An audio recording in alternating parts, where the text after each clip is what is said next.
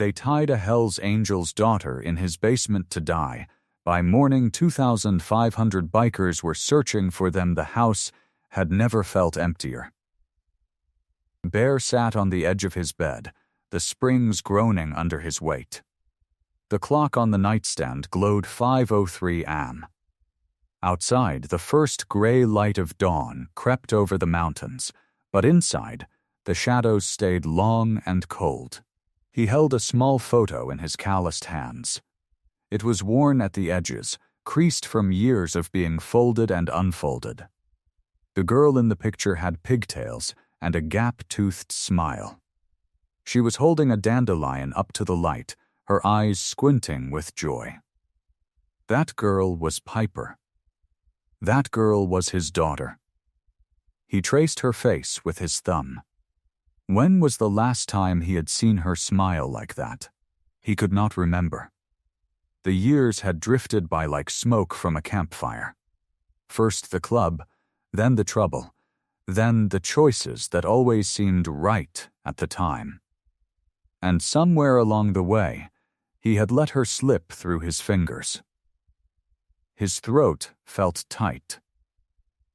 He cleared it, but the tightness stayed. Bear reached for his phone on the nightstand. It was an old model, cracked in the corner, held together by tape and stubbornness. He stared at the screen.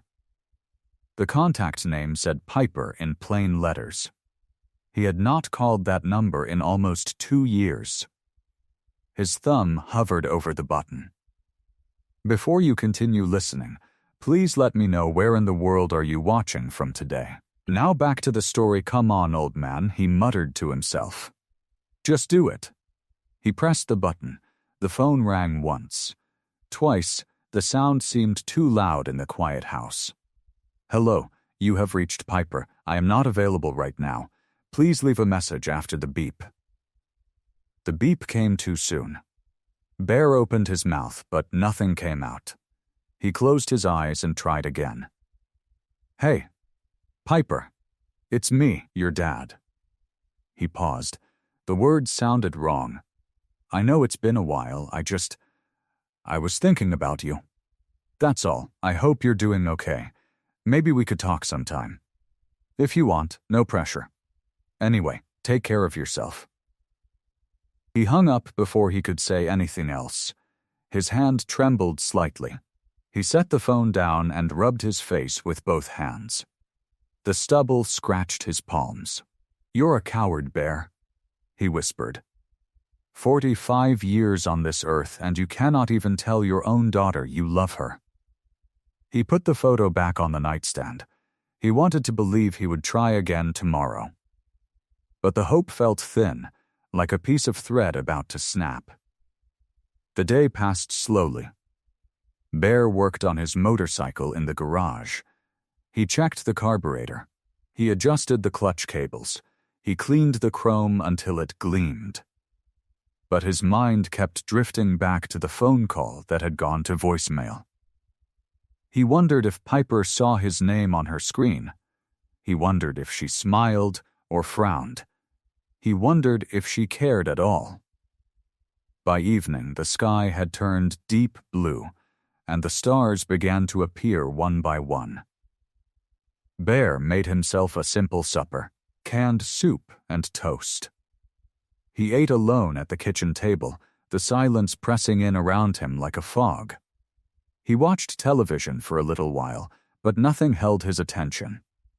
He turned it off and sat in the dark, listening to the hum of the refrigerator. At 9:45 p.m., he decided to go to bed. He was exhausted, but his mind would not stop racing. The phone rang at exactly 10 p.m. Bear's heart jumped. He grabbed the phone from the nightstand. The screen showed an unknown number. His first instinct was to let it go to voicemail. But something cold settled in his stomach, telling him this was important. He answered, "Hello?" At first, there was only silence. Then, he heard a muffled cry.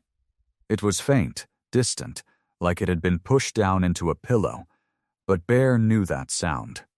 He had heard it 1,000 times in his memories. It was the sound of his daughter. "Piper?" His voice cracked. "Piper, is that you?" A distorted voice answered.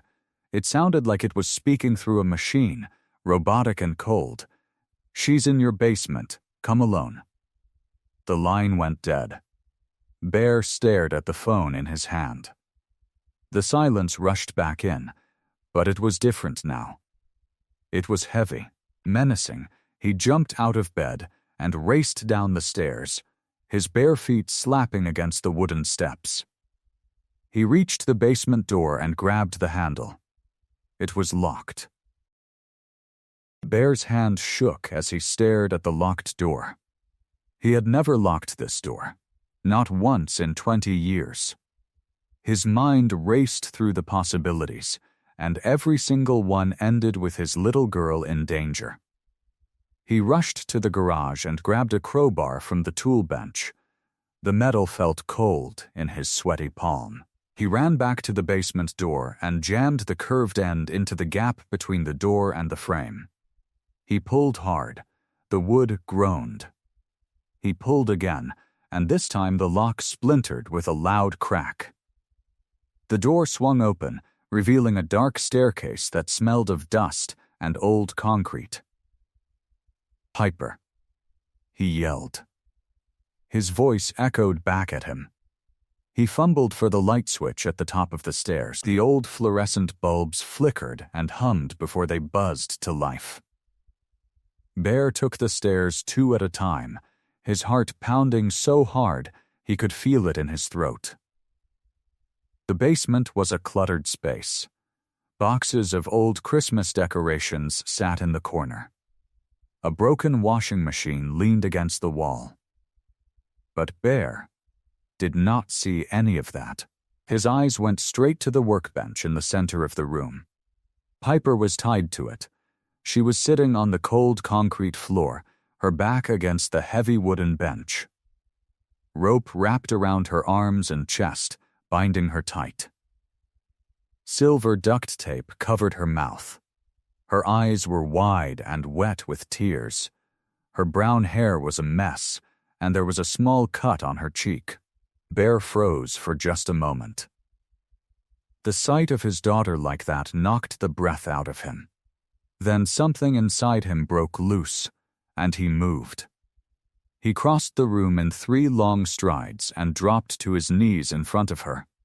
His hands, rough from years of working on engines, reached for the tape. He paused, afraid of hurting her. "Piper, baby, I'm here. I'm here now." Her eyes locked onto his. She nodded once. Bear peeled the tape off as gently as he could. Piper gasped and sucked in air like she had been holding her breath for hours. Her chest heaved. "Dad," she whispered. The word came out cracked and small. Bear felt his eyes sting. He blinked hard. He could not fall apart. Not now, not when she needed him.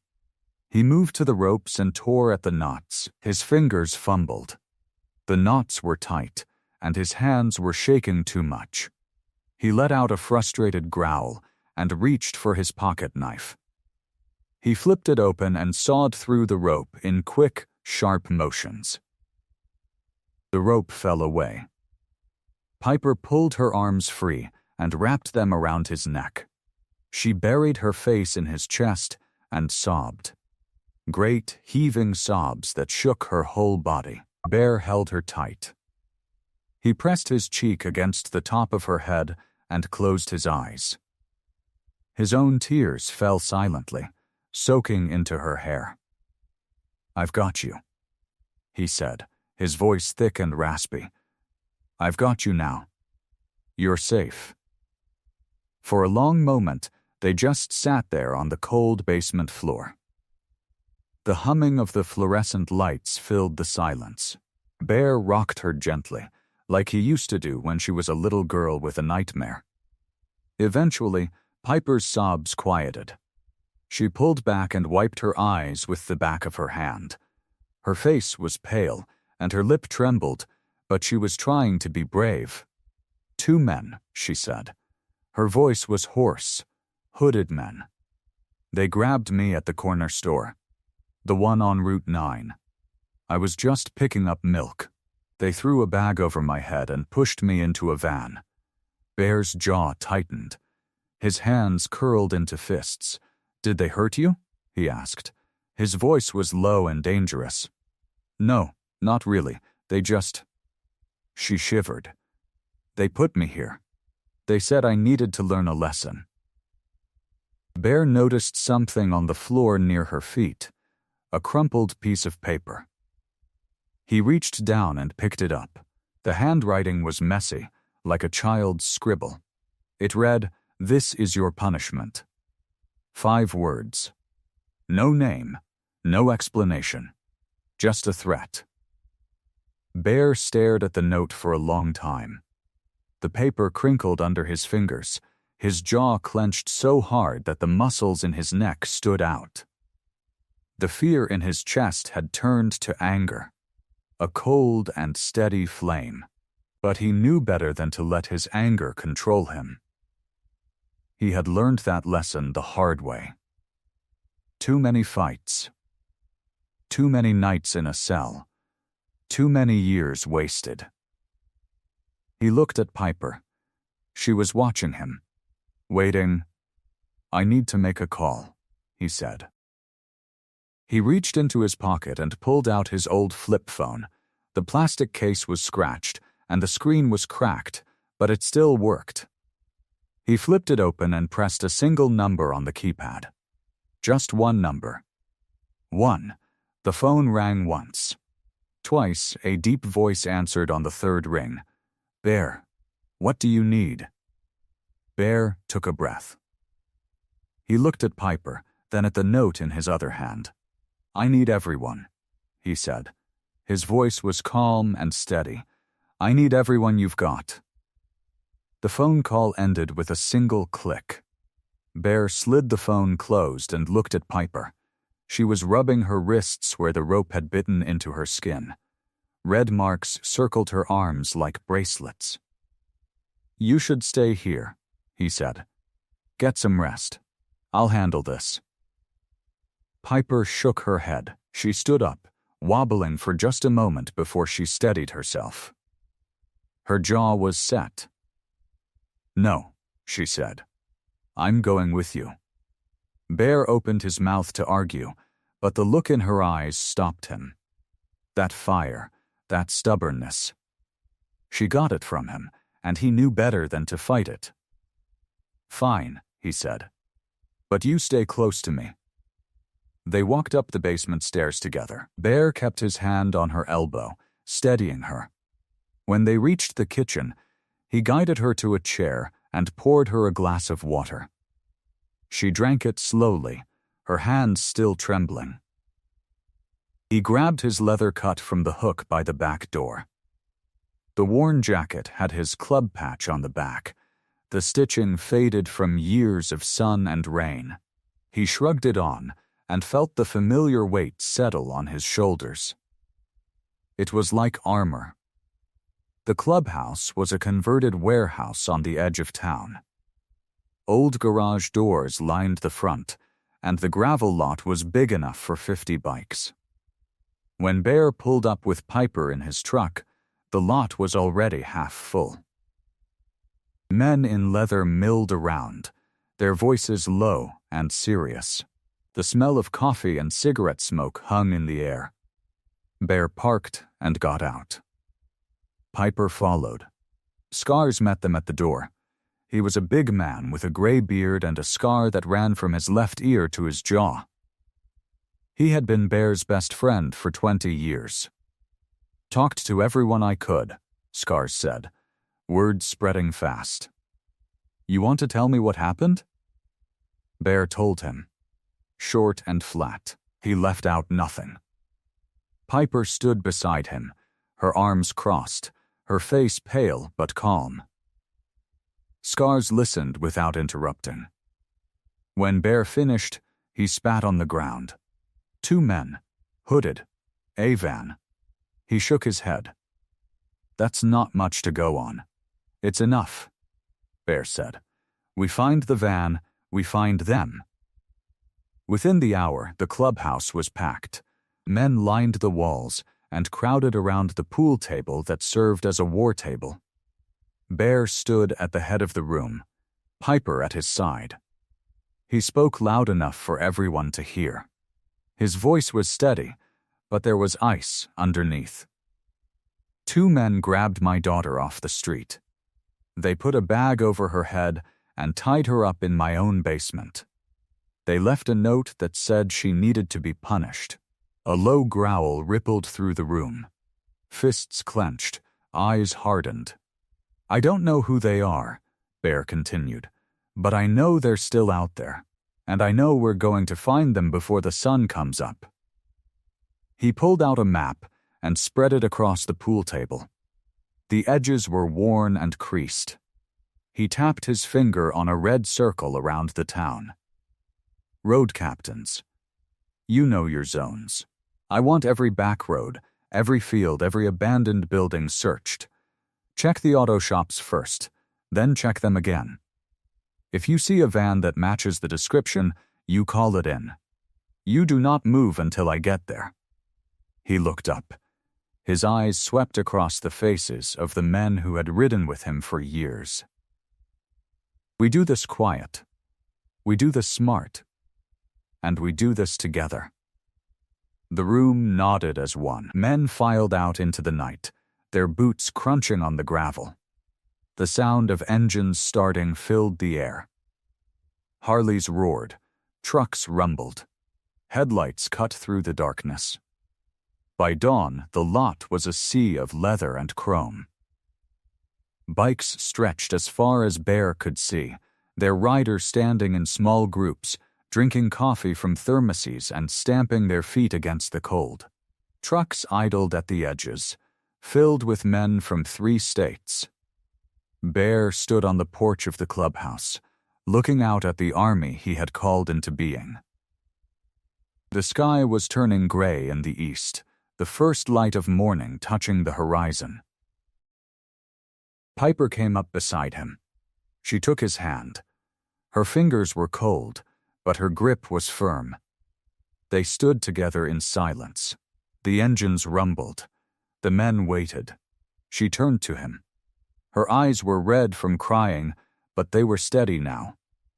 "Don't hurt them," she whispered. Bear looked down at her. He squeezed her hand. He nodded.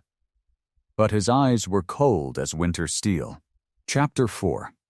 The corner store Clue the clubhouse kitchen smelled of burned coffee and old grease. Piper sat at the long wooden table with her hands wrapped around a chipped ceramic mug. The warmth seeped into her palms, but her fingers still felt cold. She had not slept. Every time she closed her eyes, she saw the dark basement and the rope marks on her wrists. Bear stood by the window with his arms crossed. He had not taken off his cut since the night before. The leather creaked when he moved. His eyes were fixed on the parking lot, where men moved like ants around the bikes and trucks. Scars walked in. He had a laptop under his arm and a serious look on his face. "We got something," he said. He set the laptop on the table and opened it. The screen glowed blue in the dim kitchen light. Scars tapped a few keys, and a video started playing. Grabbed the security feed from the corner store on 5th Street. The one near where Piper was taken. Piper leaned forward. The footage was grainy, shot from a camera high up on the wall. It showed the front of the store, the sidewalk, and the parking lot. 2 figures walked into the frame. They had hoods pulled up over their heads, and their hands were shoved into their jacket pockets. "These are our guys," Scars said. They bought a bottle of water and some candy bars, paid in cash, never looked up once. Bear came over and stood behind Piper. He watched the screen without speaking. The taller of the 2 men turned his head slightly to check the street. At that moment, his hood slipped back an inch, exposing the side of his neck. A tattoo sat just below his jawline. It was a star, but one of the points was broken, like it had snapped off. "Right there," Piper said. "Stop it." Scars froze the frame. The tattoo was clear enough to see. "Broken star," Bear muttered. "That's specific." Piper stared at the image. Something tickled at the back of her mind. A memory. A name. But it slipped away before she could grab it. "Send that to every road captain," Bear said. "Tell them to look for that tattoo. Neck, left side. It's our best lead." Scars nodded and left with the laptop. Bear sat down across from Piper. For a long moment, neither of them spoke. "Are you okay?" he asked. Piper looked at her coffee. She shrugged. "I keep thinking about who would do this," she said. "Why me? What did I do?" "Nothing," Bear said. "You didn't do anything." The hours passed slowly. Men came in and out, reporting empty fields and dead ends. No van, no hooded men, no broken star. Piper dozed off in her chair at one point, her head dipping toward her chest. She woke with a start when a door slammed somewhere in the building. Bear was still there, watching her. "You need a real bed," he said. "I'll sleep when this is over," she said. Just before noon, a scout named Jazz ran through the front door. He was young, barely 30, with long black hair pulled back in a ponytail. His face was flushed from the cold. "Bear," he said, breathing hard. County Road 12. The old auto shop, the one with the rusted sign and the fence that's falling over. Bear was already standing. "The tattoo," Jazz said. "I saw it." Tall guy, walking out of the shop, zipping up his jacket. He had his hood down. "I saw the star on his neck clear as day." Then he ducked back inside. Bear did not wait. He grabbed his keys and headed for the door. "Get everyone," he said. County Road 12 now. The engines roared to life across the lot. Piper ran behind Bear and climbed into his truck before he could tell her to stay. He looked at her, and she looked back. He shook his head, but said nothing. They drove fast down the empty county road. Dust kicked up behind them. The sky was gray and heavy. Piper gripped the door handle as Bear took a turn on two wheels. Up ahead, the auto shop appeared. It sat alone in a field of tall weeds, its windows dark and covered in grime. The metal sign above the door was so rusted that the words had faded into nothing. The fence around the property leaned like it was tired of standing. Trucks and bikes converged from every direction.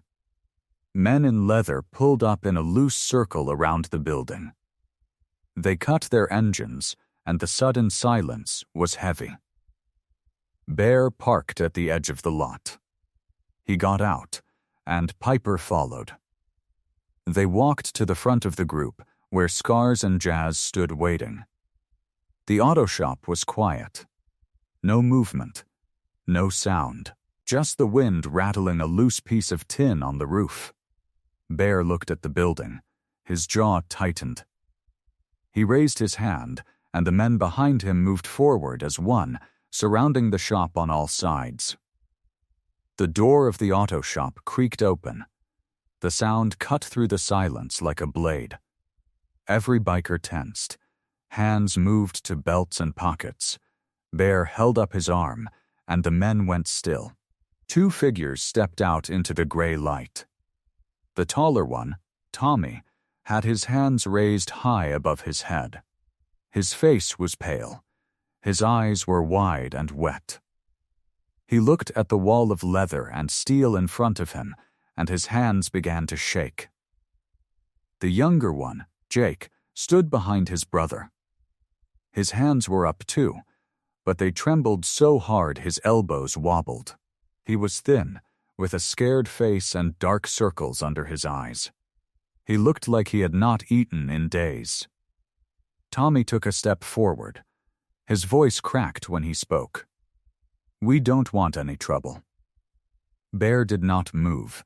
His eyes were locked on the two boys like a hawk watching mice. "You found us," Tommy said. "We know we can't run. We're not going to." His voice broke on the last word. He swallowed hard and tried again. "Please, just don't hurt my brother. He didn't want any of this." Jake started to cry.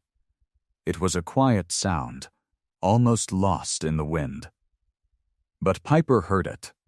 She stepped out from behind a truck and moved toward the front of the group. "Stay back," Bear said. Piper kept walking. She walked past Scars and Jazz. She walked past the rows of hard-faced men with their arms crossed and their jaws tight. She stopped at the front, directly facing the two brothers. Tommy looked at her, his face twisted with guilt. "We're sorry," he whispered. "We're so sorry." The bikers started moving. The circle tightened, boots crunching on gravel. Leather creaking. The pressure in the air growing thick and heavy. Tommy's hands trembled higher. He looked at the approaching men and took a step back. His heel hit the bottom of the doorframe, and he stumbled. "Please," he said. His voice was just a rasp now. "Please don't." Jake dropped to his knees. His hands went to his head, and he curled into a ball like a wounded animal. He was shaking so hard his teeth chattered. More bikers advanced. They were close now, close enough to grab the brothers and drag them into the weeds. "No," Piper said. Her voice was quiet at first. Then she stepped in front of the bikers and screamed. "Stop." The sound echoed across the field. Every single man froze mid-step. Piper spread her arms out wide. She planted her feet and stood between the bikers and the boys. She was small in front of all that leather, but she did not back down. "Lower your weapons," she said. Everyone, now, Scars looked at Bear. Bear looked at Piper. His jaw was tight, and his eyes were hard, but something in his face softened, just a little. He nodded. The men lowered their arms. The tension in the air loosened, but only a fraction. Tommy sank to his knees next to his brother. He was crying now, hard, ugly sobs that shook his whole body. He pressed his hands to his face and let the tears run. "We didn't want to hurt anyone," he said between sobs. "We didn't know what else to do." His words were swallowed by the wind. Piper knelt down in the gravel in front of them. She was close enough to see the broken star tattoo on Tommy's neck, just as it appeared in the video. She looked at the tattoo. Then she looked at his face, and a memory surfaced, clear and sharp. She had seen that tattoo before. In a file, in a case from 2 years ago. "Tommy," she said. "Tommy Martin?" Tommy looked up. His eyes were red and swollen. "You remember me?" he asked. Piper's breath caught in her chest. "I tried to help you," she said. "We had a case. You and your brother. In the foster system." Tommy nodded. His chin quivered. "We heard you were the one who could help us find our mom. We asked everyone. No one would listen. They all said she was gone. They said she didn't want us." He wiped his face with the back of his hand. "But I found out she's clean. She's working at a hospital. She's been looking for us. And I couldn't let her slip away again. I had to make someone listen." His voice broke. "I didn't know what else to do." Piper helped Tommy to his feet. She reached down and took Jake's hand. The boy was still shaking, but he let her guide him. She led them into the auto shop, past the bikers who parted like water around a stone. Inside, the shop smelled of oil and rust. Old tools hung on pegboards. A single bulb swung from the ceiling, casting long shadows. Piper pulled 2 metal chairs into the center of the room and sat the brothers down. Tommy pulled Jake close. The younger boy buried his face in his brother's shoulder. They held each other like they were the only 2 people left in the world. Bear stood in the doorway. His arms were crossed. His face was a stone mask, but his eyes, those eyes were soft now. Piper knelt in front of the brothers. She kept her voice low and gentle. "Tommy, tell me everything." Tommy took a long, shaky breath. He looked at the floor, then he looked at Piper, and the words came out in a rush. "We staged it, the whole thing, the hood, the note, everything." Piper blinked. "You tied me up in a basement." Tommy's face crumpled. I know. It was wrong. It was so wrong. But we didn't know what else to do." He gripped Jake's hand tighter. "2 years ago, you were our caseworker. You were the only one who ever believed we could be saved. You said we were good kids. You said we had a future. No one else ever said that to us." Piper's eyes widened. She remembered now. The Martin brothers. 2 boys from a broken home. She had fought for them, but the system was slow, and she had been transferred to another district. She lost track of them. "I tried to find you," she said. "I looked for your files when I came back. But they were gone." "Dad erased them," Tommy said. The words came out bitter. "He made sure no one could help us." Jake sniffled. He pulled his face from his brother's shoulder and looked at Piper with wet eyes. "Our mom got out of rehab," he said. His voice was small and thin.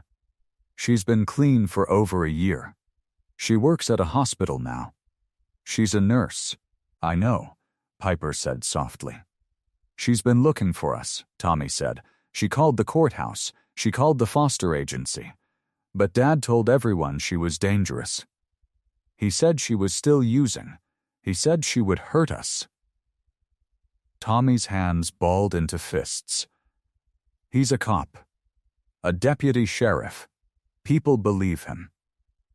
Jake started crying again. Quiet, hopeless sounds. "He said if we tried to see her, he would have us locked up. He said he would tell the judge we were runaways. He said we would never see the light of day." Tommy looked at Piper with desperate eyes. We didn't know where to turn. We asked everyone, every social worker, every teacher, every counselor. They all said the same thing. They said our mother didn't want us. They said we were lying. He let out a broken laugh. "The only person who ever believed us was you. And you were gone. So we did the only thing we could think of. We decided to make you listen." The room was silent. The only sound was Jake's quiet crying and the wind rattling the tin roof. Bear stepped forward. His boots echoed on the concrete. He walked past Piper and stopped in front of the brothers. He was a mountain of leather and ink, towering over them. Tommy flinched. He pulled Jake closer. But Bear did not raise his hand. He did not shout. He crouched down, slow and careful, until he was eye level with the boys. His knees cracked. His back groaned. He looked at them. Really looked at them. He saw the fear, the hunger, the bruises on Tommy's arm, faded, but still visible, the way Jake's fingers gripped his brother's jacket like a lifeline. Something broke inside Bear. Something old and hard and heavy. He let out a long breath. "My men are going to back off," he said. His voice was rough, but not angry. "No one is going to hurt you." Tommy stared at him. He looked like he could not believe the words. "You were going to kill us," he whispered. Bear shook his head. "No, I was going to hurt you. I was going to make you pay." But I would not have killed you." He paused. "Not before I heard your story." Tommy let out a shaky breath. His shoulders dropped an inch. Bear looked at the two boys. His eyes were wet now, though he would never admit it. "Who is your father?" he asked. The brothers answered in unison. Their voices were quiet, but they cut through the air like a knife. "Deputy Sheriff Ray Callahan." The word hung in the air like smoke. Ray Callahan. For a moment, no one moved. The only sound was the wind and the distant hum of a highway. Then the sirens came. They started low, like a faraway storm. Then they grew louder, louder, until they filled the night like a wall of sound. Bear's head snapped up. His eyes went hard. "Everyone stay calm," he said. "No one reaches for anything." The bikers tensed. Hands hovered near belts, but no one moved. Headlights flooded the auto shop. Red and blue lights spun across the walls. Tires screeched on gravel. 1 squad car, 2, 5, 10, 12. They boxed the shop in from every side. Doors opened. Officers spilled out, their hands on their holsters. And then a man stepped out of the lead car. He was tall, clean-shaven. His uniform was pressed and sharp. His badge caught the light. He walked with the slow, confident swagger of a man who had never been told no. Deputy Sheriff Ray Callahan. He drew his gun and aimed it at the shop. "Piper Hayes." His voice boomed. "Come out with your hands up. You are under arrest for the abduction of Thomas and Jacob Martin." Piper froze. Her face went pale. "What?" she breathed. Tommy shot to his feet. No, that's not what happened." Callahan took a step closer. His voice dripped with false concern. "My sons were taken from a corner store earlier tonight. A witness identified you, Miss Hayes. I will not let you harm them." Bear stepped in front of Piper. His body filled the doorway. His voice was low and dangerous. "She did not take your boys. Your boys took her." Callahan's eyes flicked to Bear. A cold smile spread across his face. "An outlaw telling me who to trust. That is rich." He raised his voice for the other officers. "These bikers are known criminals. They have weapons. They have kidnapped my children. You are authorized to use force." The officers moved in. Rifles raised. The bikers growled and shifted, but they were outgunned. Twice outnumbered. Bear knew that. He made a quick decision. He held up his hands. "Easy, everyone. No one moves. No one fights." Then he turned to Piper. His voice was soft now. "Gentle, let me handle this, sweetheart. Stay behind me." But Callahan was already moving. He shoved past two bikers and grabbed Piper's arm. His grip was cruel. His fingers dug into her skin. "You are under arrest," he snarled. Tommy screamed. His voice cracked and broke. "She didn't do anything. She saved us. She was helping us." Callahan did not even look at him. He backhanded the boy across the face. The sound cracked through the air like a whip. Tommy hit the ground. His lips split. Blood ran down his chin. Jake screamed. He dove toward his brother, but an officer grabbed him.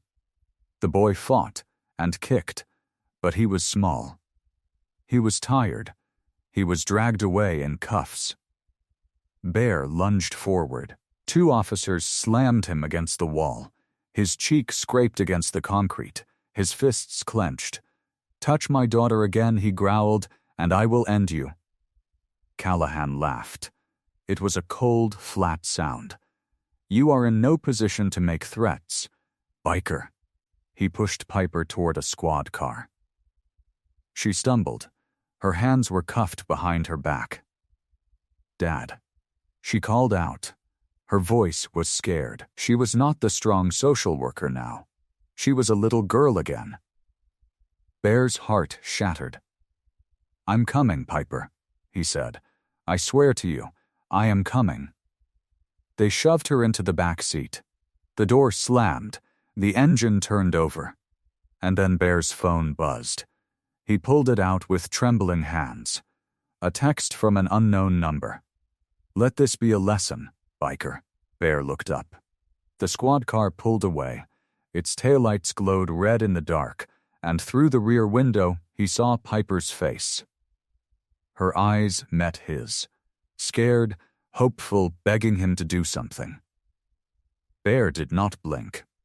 He watched until the car disappeared around a bend. The night was silent now. The bikers stood frozen. Jake sobbed on the ground next to his brother. Bear looked at the words on his phone. Then, he looked up at the empty road. His jaw tightened. He pocketed the phone and turned to his club. "We are going to get her back. And we are going to do it the right way. No guns. No violence. We are going to break that man using the one thing he never expected." He paused.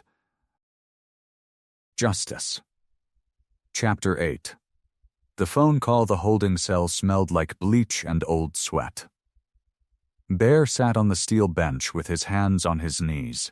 His cheek was raw where the concrete had scraped it. The cut had dried into a dark line. He had been here before, many times.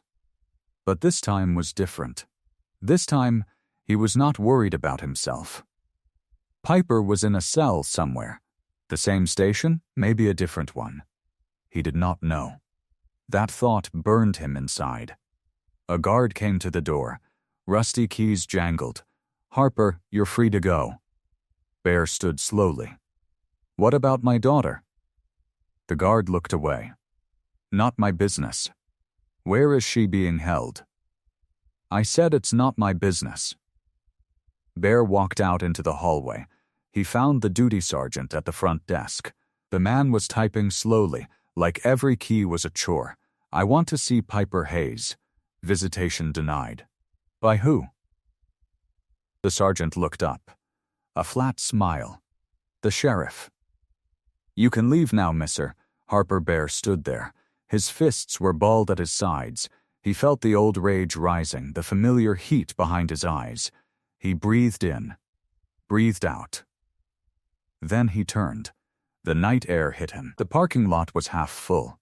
His bike was where he had left it. A few of his brothers stood by the fence. Scars, Jazz, and a few others. They saw his face. They didn't ask questions.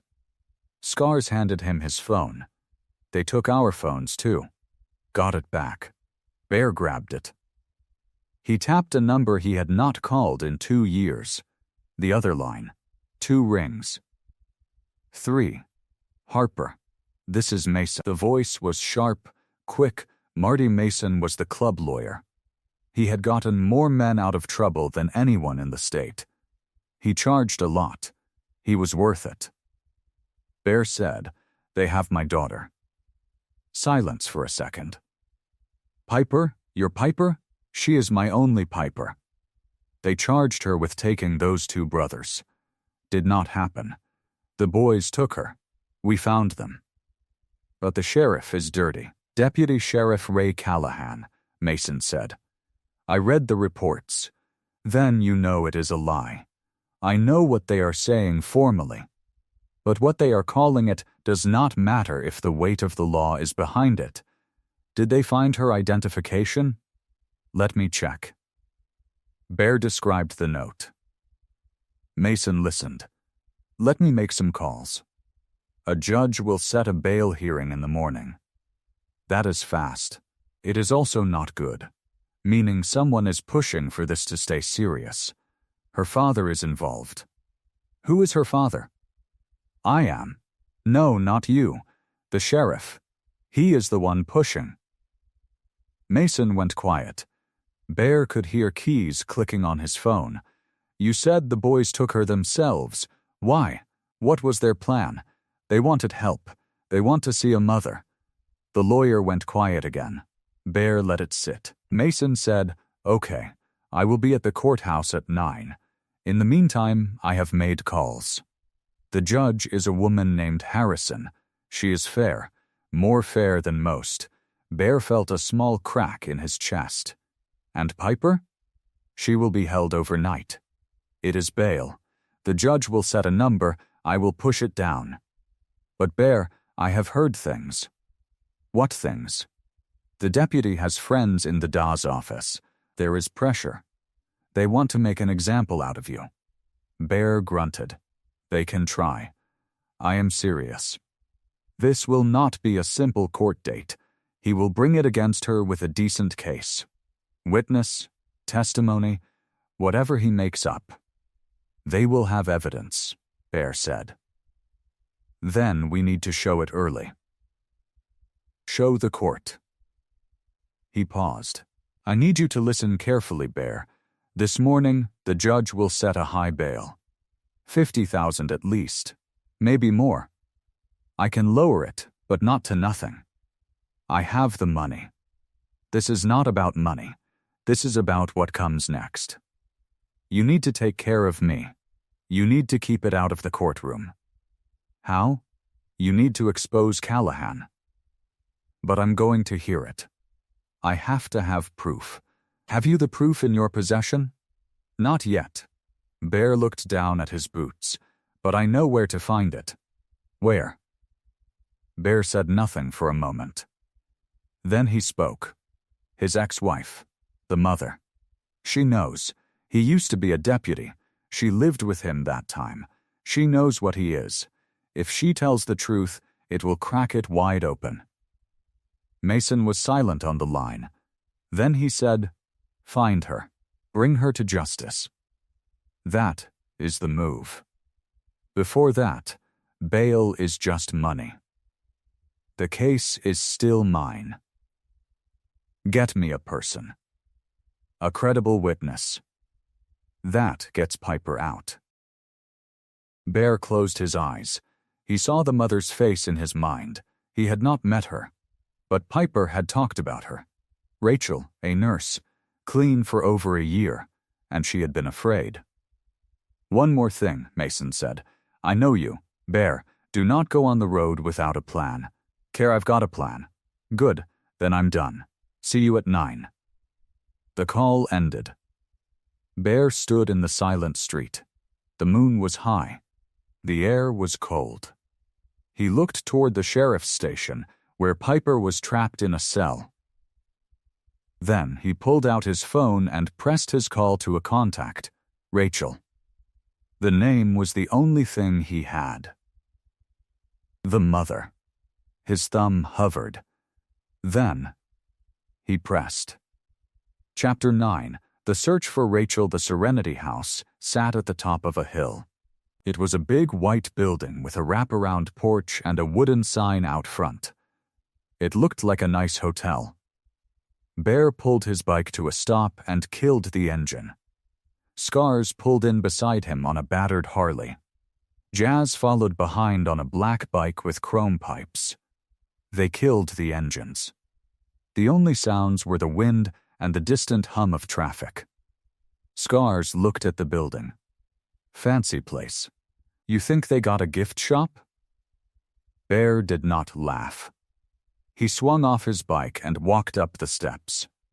The front door opened before he could knock. A woman in her 60s stood there. She had gray hair pulled back tight and kind eyes behind thick glasses. She was drying her hands on a dish towel. "Help you?" Bear pulled out a photo of Rachel. It was a few years old, but it was all he had. "I'm looking for this woman. Rachel Dawson." The woman's face went still. "Why? We are family friends," Bear said. "Her boys Tommy and Jake sent me. I'm Bear." The woman looked at him. She looked at the cut on his face. Then she looked at Scars and Jazz, who stood behind him like two worn leather bookends. "Come in." They stepped into a small front office. The woman gestured for them to sit. Nobody did. "I'm Margaret," she said. I run Serenity House. Rachel left a week ago. I know, Bear said. I need my speaking with her. So do a lot of people. Margaret looked at him. The police came by yesterday, looking for her. They said she was a witness. She is a witness, Bear said, to a crime. Her ex-husband is trying to frame my daughter. Margaret watched him for a long moment.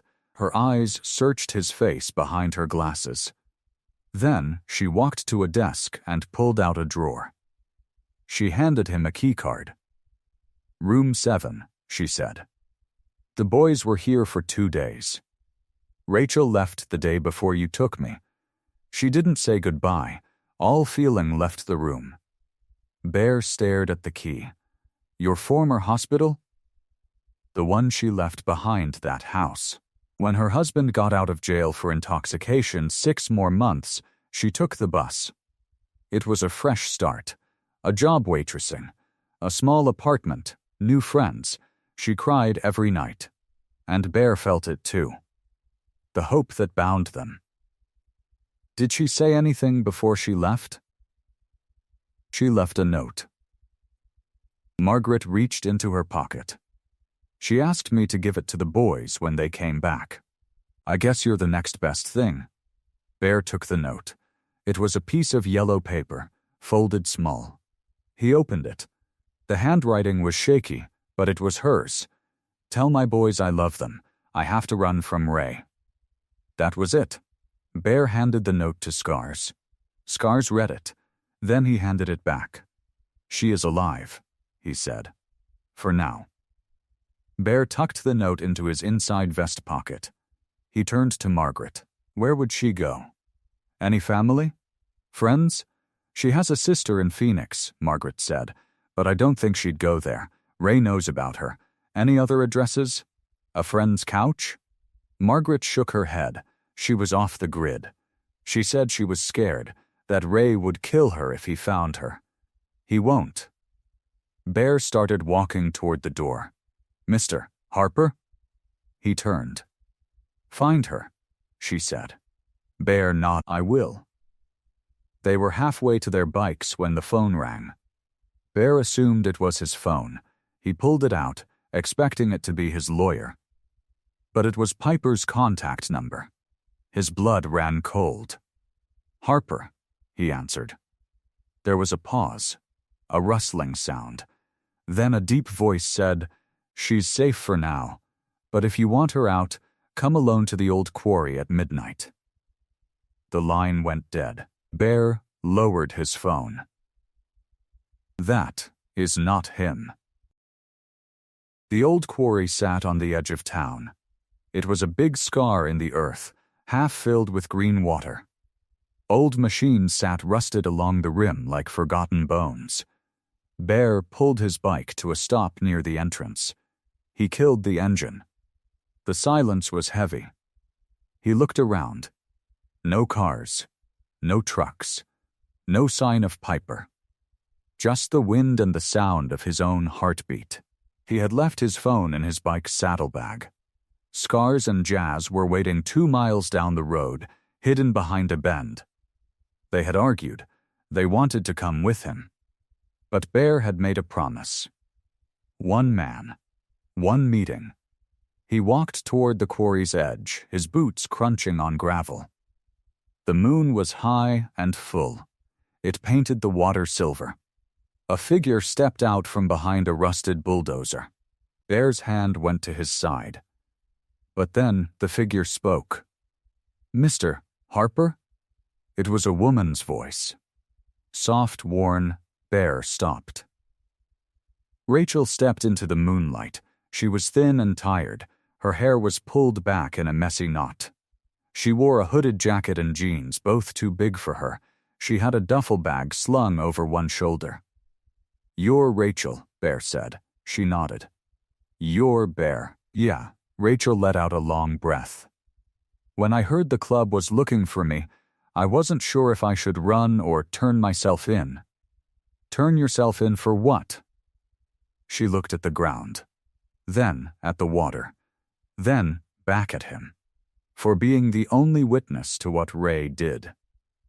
Bear took a step closer. I talked with Margaret at Serenity House, he said. She gave me your note. Rachel's eyes went wet. She blinked hard. I had to leave, she said. Ray got out of jail 2 weeks early. He's been looking for me. For the boys. He knows I have evidence. Evidence of what? Rachel slid the duffel bag off her shoulder. She unzipped it and pulled out a small black USB drive. It fit in the palm of her hand. He was making deals, she said, with bad people. Guns, drugs, some of it stolen property. He kept records on his laptop. Photos of the deals, text messages, names, dates, places. Bear stared at the tiny drive. I took it the night I left, Rachel said. I knew if I had proof, he couldn't hurt us anymore. But he figured it out. He's been chasing me ever since. Bear took the drive. It felt light, too light for the weight it carried. Why didn't you go to the police? Rachel laughed. It was not a happy laugh. He was the police. A deputy. He knew the system. He knew how to make things disappear. And he knew how to make people afraid. Bear looked at the drive in his hand. Then he looked at Rachel. Does Piper know you're here? No, Rachel said. Ray sent that message. He wanted you to chase a ghost. He thinks I'm hiding somewhere else. He's been waiting for you to show up there. Bear felt a chill run down his neck. He's playing games. Yes, Rachel said. He always does. Bear looked at her. She was shaking, not from cold, from fear. You don't have to run anymore, he said. Rachel shook her head. I do. If I stay, he'll find me. And he'll kill me. Maybe Bear tucked the drive into his pocket. But if you run, he wins. He gets to keep the boys. He gets to keep hurting people. Rachel's face twisted. She pressed her lips together. I can't lose them again, she whispered. I can't. You won't. Bear stepped closer. His voice was low. Steady. I've known a lot of scared people in my life, Rachel. I've been one of them. Running never fixes anything. It just makes the road longer. Rachel looked at him. You don't know what he's capable of. Maybe not, Bear said, but I know what I'm capable of. And I'm not letting him take those boys. Rachel stood very still. Then she let out a shaky breath. You'll help me? Until the end, Bear said. Rachel nodded. She wiped her eyes with the back of her hand. Okay, she said. Let's go. They turned and walked back toward the road. The moonlight stretched their shadows long across the gravel. Bear felt something close to hope climbing into his chest. The drive was solid in his pocket. Rachel was alive. The boys were safe. They were almost to the bike when the sound came. A crack. Sharp, loud, it split the night in two. Bear's body reacted before his mind could catch up. He spun around. His hand flew to his side. Rachel was already falling. She hit the ground like a bag of stones. Her duffel bag slid off her shoulder and rolled in the dust. For one frozen second, Bear saw the dark stain spreading across her jacket. Then he dropped to his knees beside her. Rachel hit the ground hard. Bear pressed both hands against her shoulder, trying to stop the blood. It was warm and wet against his fingers. Stay with me, he said. Stay with me. Her eyes were wide, scared, but she was breathing. Another crack split the air. A bullet zipped past Bear's head and smacked into the dirt beside them. He cursed. He had no time to think. He moved on instinct. He scooped Rachel up in his arms, one hand still pressed to her wound. She was light. Too light. He ran. The bike was 20 yards away. It felt like a mile. His legs burned. His lungs screamed. But he kept moving. Another crack. Then, another. Whoever was shooting was good. But Bear had been shot at before. He knew how to move. Low, fast in the dark. He threw Rachel into the sidecar of his bike. It wasn't a sidecar meant for people. But it would do. "Hold on," he said. He ripped off his jacket and pressed it hard against her shoulder. She whimpered. But she nodded. He swung onto the bike and kicked the engine to life. The roar filled the quarry. He twisted the throttle and tore out of there. Behind him, headlights flicked on. A truck. It started to follow. Bear didn't look back. He just rode. The emergency room doors slid open. Nurses swarmed Rachel's stretcher. Doctors shouted orders. Bear stood in the middle of the chaos, covered in blood, his hands shaking. A nurse tried to push him away. He didn't move. "She's my family," he said. The nurse looked at him. She had kind eyes. "She'll be okay." The bullet went through her shoulder. It missed everything important. "Let us work." Bear let her guide him into the waiting room. The hospital lobby was quiet. Fluorescent lights hummed overhead. The smell of antiseptic hung in the air. Bear sat down in a plastic chair. He looked at his hands. They were red. He pulled out his phone. His fingers were clumsy. He called Scars. "Bring the boys," he said. "Send Rachel's USB to the lawyer. The address is in my contacts. And get everyone here. I want this hospital surrounded." Scars didn't ask questions. He said one word. Done. By morning, the parking lot outside the hospital looked like a rally. Bikers lined the curb. They stood in clusters, talking low, watching every car that drove by. They brought coffee and sandwiches from the diner down the road. They made a shield around the building. Inside, Bear sat in the waiting room. He didn't sleep. He just watched the doors. At 8 a.m., a doctor came out. She looked tired. "She's awake," the doctor said. "She'll be fine. We'll need to keep her for a couple of days, but she's strong." Bear nodded. He didn't trust his voice. At 9 a.m., Piper came through the emergency room doors. Her eyes were red. She looked like she hadn't slept either. "Where is she?" Piper asked. "Recovery, she's okay." Piper let out a breath. Then her face changed. She looked at him. Really looked at him. "You led her into a trap." Bear opened his mouth, then closed it. There was nothing to say. "She called me," Piper said. "From the quarry. She told me she was meeting you. I told her it was safe." "It should have been," Bear said. "Should have been?" Piper's voice rose. A few heads turned. She lowered it. "You knew Ray was out there. You knew he was dangerous. And you brought her into the open." "I brought her out of hiding," Bear said. "She was running scared. She was alone. I thought I could protect her." Piper shook her head. "You thought you could play the hero. But heroes don't get other people shot." The words hit Bear like a punch. He stood there, silent. At noon, a man in a sharp suit walked into the waiting room. He introduced himself as the district attorney.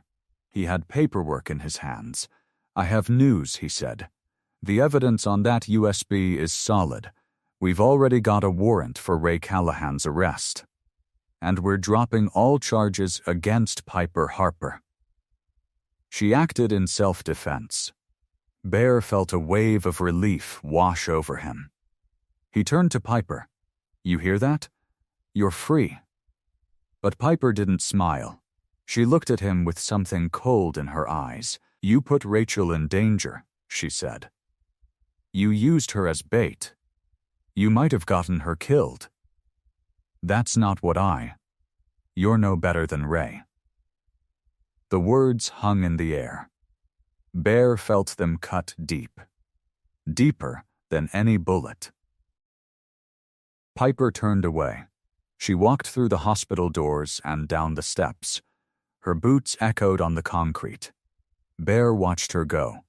He wanted to call out, to explain, to make her understand. But no words came. She got into her car and drove away without looking back. Bear stood on the hospital steps. Around him, the bikers watched in silence. Nobody said a word. Rachel was alive. The evidence was safe. The charges were dropped. But Bear had never felt more alone in his life. Chapter 12. The Rift Bear sat on the hospital steps for a long time. The sun climbed higher, and the shadows grew shorter. He watched the parking lot fill with more men, more bikes, more noise. But inside him, there was only silence. He pulled out his phone. He found Piper's number. His thumb hovered over the call button. He pressed it. It rang, once, twice, 3 times. Then it clicked. "Hey, this is Piper. Leave a message." He hung up. He tried again an hour later. Same thing. Then again that evening. Same thing. He sent a text. "Please, let me explain." The reply came back an hour later. 1 word. No. Piper checked into the Sunset Motel on the edge of town. The room smelled like old smoke and cheap soap. The carpet was stained. The bedspread was thin. She didn't care. She locked the door. She pulled the curtains shut. She sat on the edge of the bed and stared at the wall. Her phone buzzed. Another text from her father. She read it, then deleted it. She thought about Rachel's blood on her hands. She thought about the sound of gunfire. She thought about her father's face when he told her it should have been safe.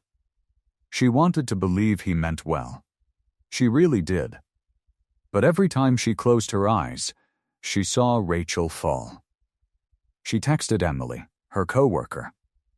"I need a few days." Emily replied right away. "Take all the time you need. The boys are safe at the detention center. I'll check on them today." Safe. Piper almost laughed. Tommy and Jake were in a concrete building with bars on the windows. They were separated from each other. They were terrified. They were not safe. She wanted to go see them. But she couldn't. Not yet. She was too tired, too angry, too broken. She lay down on the bed and pulled the thin blanket over herself. She didn't sleep. She just stared at the ceiling and let the anger wash over her. 2 blocks away, in the juvenile detention center, Tommy sat in a small room with no windows. The walls were gray. The door was metal. There was a camera in the corner that never stopped watching. He held his knees to his chest. He hadn't eaten all day. A guard came by. "You need to eat, kid. I'm not hungry. Suit yourself." The guard walked away. Tommy listened to the sound of his boots echo down the hallway. In the room next door, Jake sat on his cot. He had a piece of paper and a broken pencil. He drew the same thing over and over. A house with a big tree. A woman standing in the yard. 2 boys running toward her. He didn't show anyone. He just drew. The fear was heavy. It sat on his chest like a weight.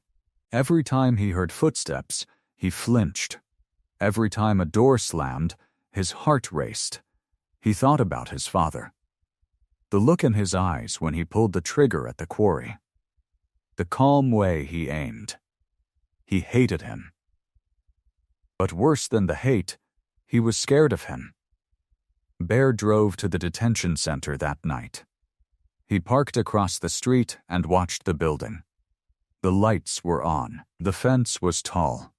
The guards walked their rounds. He wanted to bust in and grab the boys. Take them somewhere safe. Somewhere far away. But he knew that would make things worse.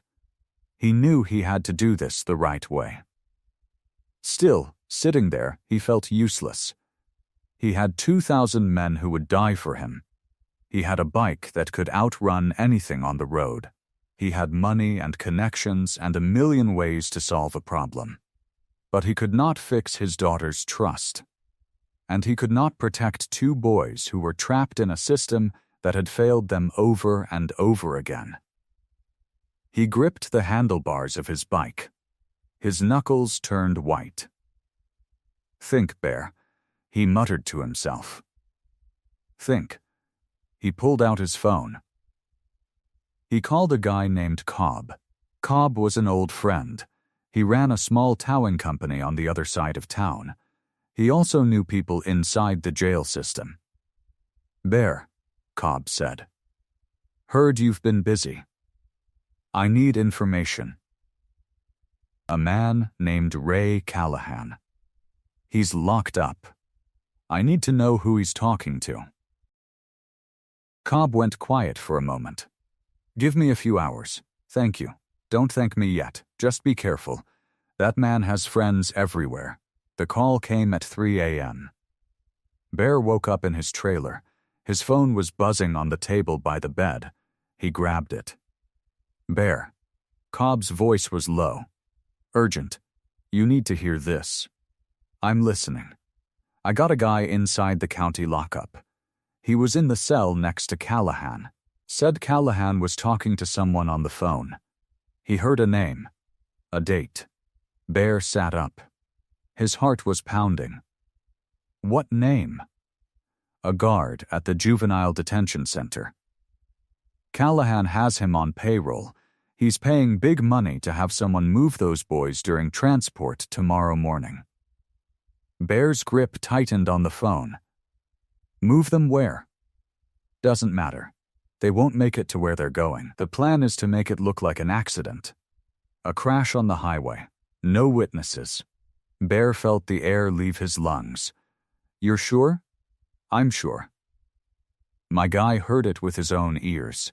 He said Callahan called it his insurance policy. He said if he can't have his sons, nobody can." Bear stood up. He paced across the trailer. His mind was racing. He wanted to call Piper. But she wouldn't pick up. He wanted to call the cops. But Callahan had friends everywhere. He had one choice. He had to move first. "Thank you, Cobb," he said. "Good luck, brother." Bear hung up. He looked at the clock. It was 3:12 a.m. The transport happened at 8. He had less than 5 hours to figure out a plan.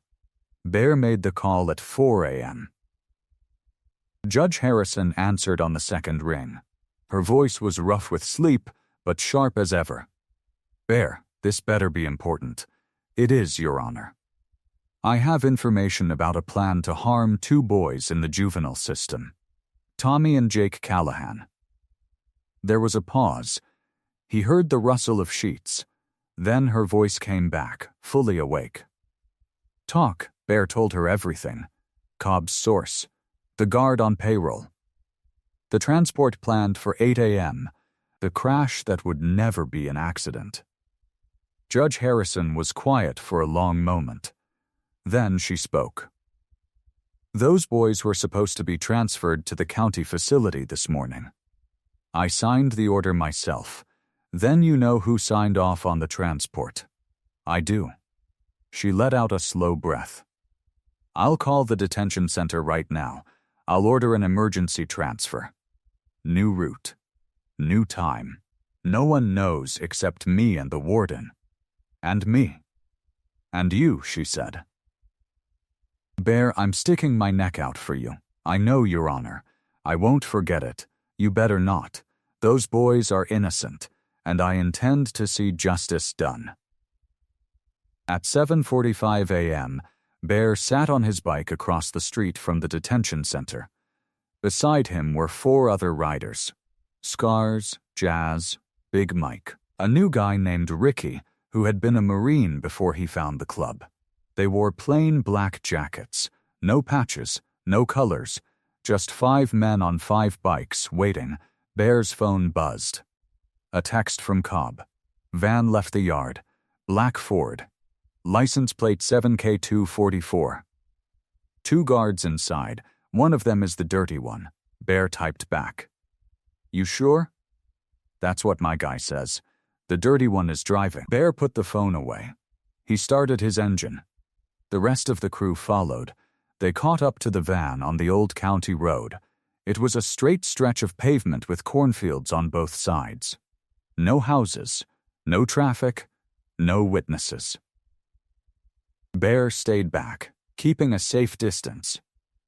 The van slowed down. Up ahead, a white cargo van sat on the shoulder. Its hazard lights were blinking. Bear's jaw tightened. There it is, he muttered. The prison van pulled over behind the white van. The driver got out. He was a thick man in a gray uniform. He walked to the back of the prison van. The white van's side door slid open. 3 men jumped out. They were wearing ski masks. They carried crowbars. Bear twisted the throttle. His bike roared down the road. The other 4 followed close behind. The men in masks turned. One of them shouted and pointed. Bear reached the prison van and skidded to a stop. He pulled off his helmet and dropped his kickstand in one motion. "Morning, boys," he said. The man in the gray uniform reached for his belt. Bear was faster. He closed the distance and grabbed the man's wrist, twisting it hard. The man yelped and dropped to his knees. Scars and Jazz took down the 2 men with the crowbars. Big Mike threw a punch that sent the 3rd mask flying into the dirt. Ricky went to the back of the van and pulled open the doors. Tommy and Jake were inside. They were cuffed to a metal bench. Their eyes were wide with fear. "It's okay," Ricky said, his voice soft. "We're getting you out." Bear walked to the van. He looked at Tommy, then Jake. "You boys trust me?" Tommy stared at him. His face was pale. His hands were shaking. But he nodded. "Then come on." Bear pulled out a keychain with a small tool on it. In 30 seconds, he had the cuffs off. He helped Tommy climb out. Then, Jake. "Are we in trouble?" Jake asked quietly. "No, son." Bear put a hand on his shoulder. "You're safe now." 2 hours later, the boys sat on a couch in a safe house. It was a small cabin deep in the woods, owned by a club member who lived in another state. No one knew about it except Bear and the judge. Tommy stared at the floor. Jake held his knees to his chest, just like he had in his cell. Bear came in with a tray of sandwiches. He set it on the coffee table. He sat down in an old armchair across from them. Neither boy touched the food. Bear leaned forward. He folded his hands. "I know you're scared," he said. "I know your father has hurt you in ways most people can't understand. And I know you don't trust me. That's okay." Tommy looked up. "Why are you doing this?" Bear was quiet for a moment. Then he spoke. "When I was your age, I had a father who drank too much. He used his fists instead of his words. I ran away when I was 16. I lived on the streets for 2 years. I did things I'm not proud of. I hurt people. I stole things. I was angry all the time." He paused. "One night, an old mechanic found me sleeping behind his shop. He didn't call the cops. He didn't yell at me. He gave me a blanket and a hot meal. He said, 'Son, you can be more than what made you.'" Bear looked at the boys. He was right. It took me a long time to believe it. But he was right. Jake spoke in a whisper. "I don't know how to stop being scared." Bear smiled. It was a tired, gentle smile. "You don't have to stop being scared tonight. You just have to keep breathing. One breath at a time. I'll be here with you." The boys looked at each other. Then Tommy reached for a sandwich. It was a small thing, but it was a start. Rachel Callahan sat propped up in the hospital bed. Her face was still pale, but her eyes had life in them again. The nurse had removed the IV line an hour ago. The doctor said she could leave in 2 days. Piper sat in the chair beside her, holding a notepad and a pen. "Are you sure you want to do this now?" Piper asked. Rachel nodded. "I've been silent for too long. My boys think I abandoned them. They think I chose the drugs over them." Her voice cracked. "I need them to know the truth." Piper clicked the pen. "Whenever you're ready." Rachel closed her eyes. She took a slow breath. Then she began to speak. "To my sons, Tommy and Jake, my sweet boys, my whole heart, I am writing this letter because I need you to understand something. I need you to know that I never stopped loving you. Not for one single day. Not for one single hour. When you were little, I used to sing to you both. Tommy, you liked the song about the cowboy. Jake, you liked the one about the moon. I would hold you both in my arms and promise that everything would be okay. But it wasn't okay. Your father made sure of that. I know you saw things you should never have seen. I know you heard things that kept you awake at night. I know you flinched when he raised his hand. I know you hid in your rooms when he came home angry. I tried to protect you. I really did. But I was weak back then. I was scared. And I made terrible choices. The drugs were my escape. I thought if I could numb the pain, I could survive. But all I did was hurt you more. I left you with him. I walked away when I should have fought for you. That is my greatest shame, the deepest regret of my life. But I want you to know something else. I have been clean for 14 months. I go to meetings every week. I have a job as a nurse. I have my own apartment with 2 bedrooms. I have a garden on the balcony. Nothing fancy, but it's mine. And it's safe. I want you to come live with me. I want to make you breakfast in the morning. I want to help Jake with his art homework. I want to watch Tommy play his guitar. I want to be your mother again. I know I don't deserve a second chance, but I'm asking for one anyway. Because you are my boys, and I will spend the rest of my life trying to make up for the years I lost. I love you. I love you. I love you. Always, your mother, Rachel. Rachel opened her eyes. Tears ran down her cheeks. She wiped them with the back of her hand. Piper's own eyes were wet. She set down the pen. That was beautiful, Rachel. Rachel shook her head. It's just words. Words don't matter if I don't back them up with actions. She looked at Piper. Now bring me the affidavit. Piper pulled a folder from her bag. Inside was a legal document. It listed Ray Callahan's crimes in careful detail. The abuse. The threats. The night he broke Tommy's arm and told the hospital it was a bicycle accident. The time he locked Jake in the basement for 3 days. Rachel signed her name at the bottom. Her hand was steady. This will put him away, Piper said quietly. It should have put him away years ago. Rachel closed the folder. But I was too scared to speak. Not anymore. That evening, Piper sat alone in her apartment. The letter was in her hands. Rachel had asked her to deliver it to Tommy and Jake. Piper read it again. Then she read it a 3rd time. She thought about her own father.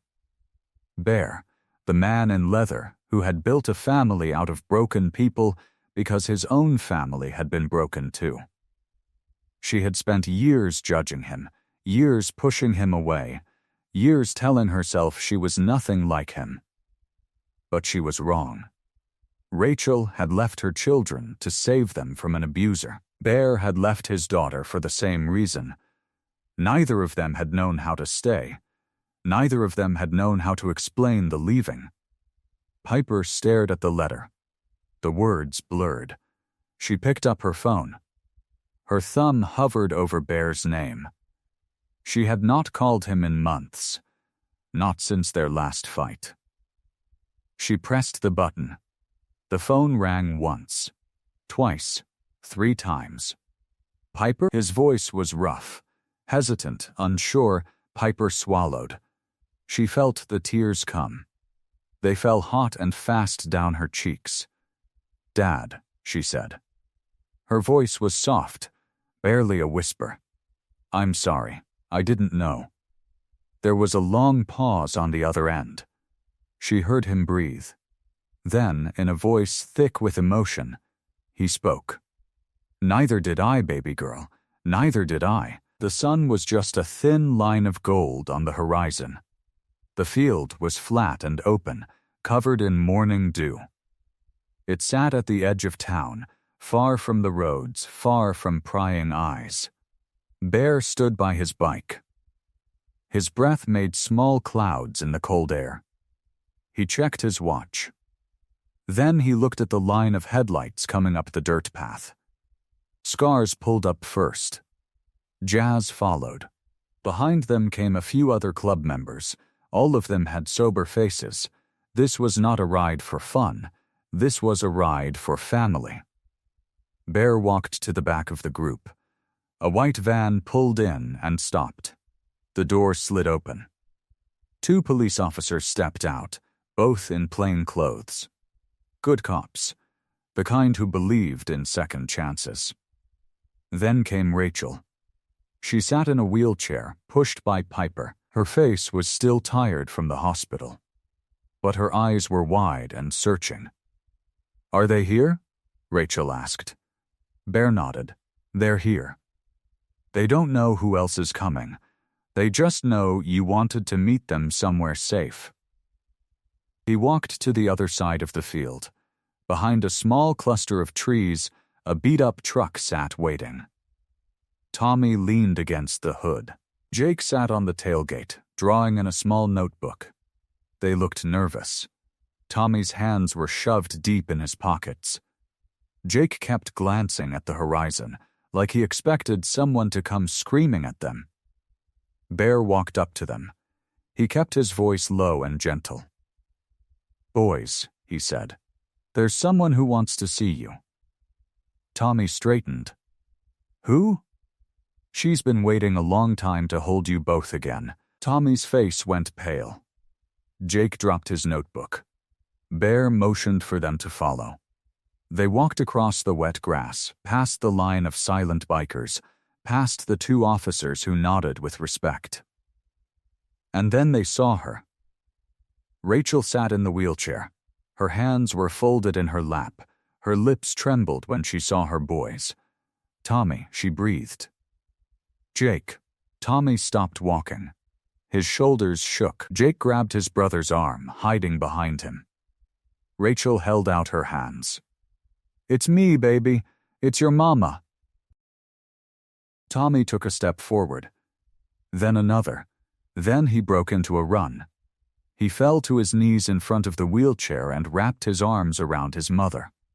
Jake followed, crashing into them both. Rachel cried. Tommy cried.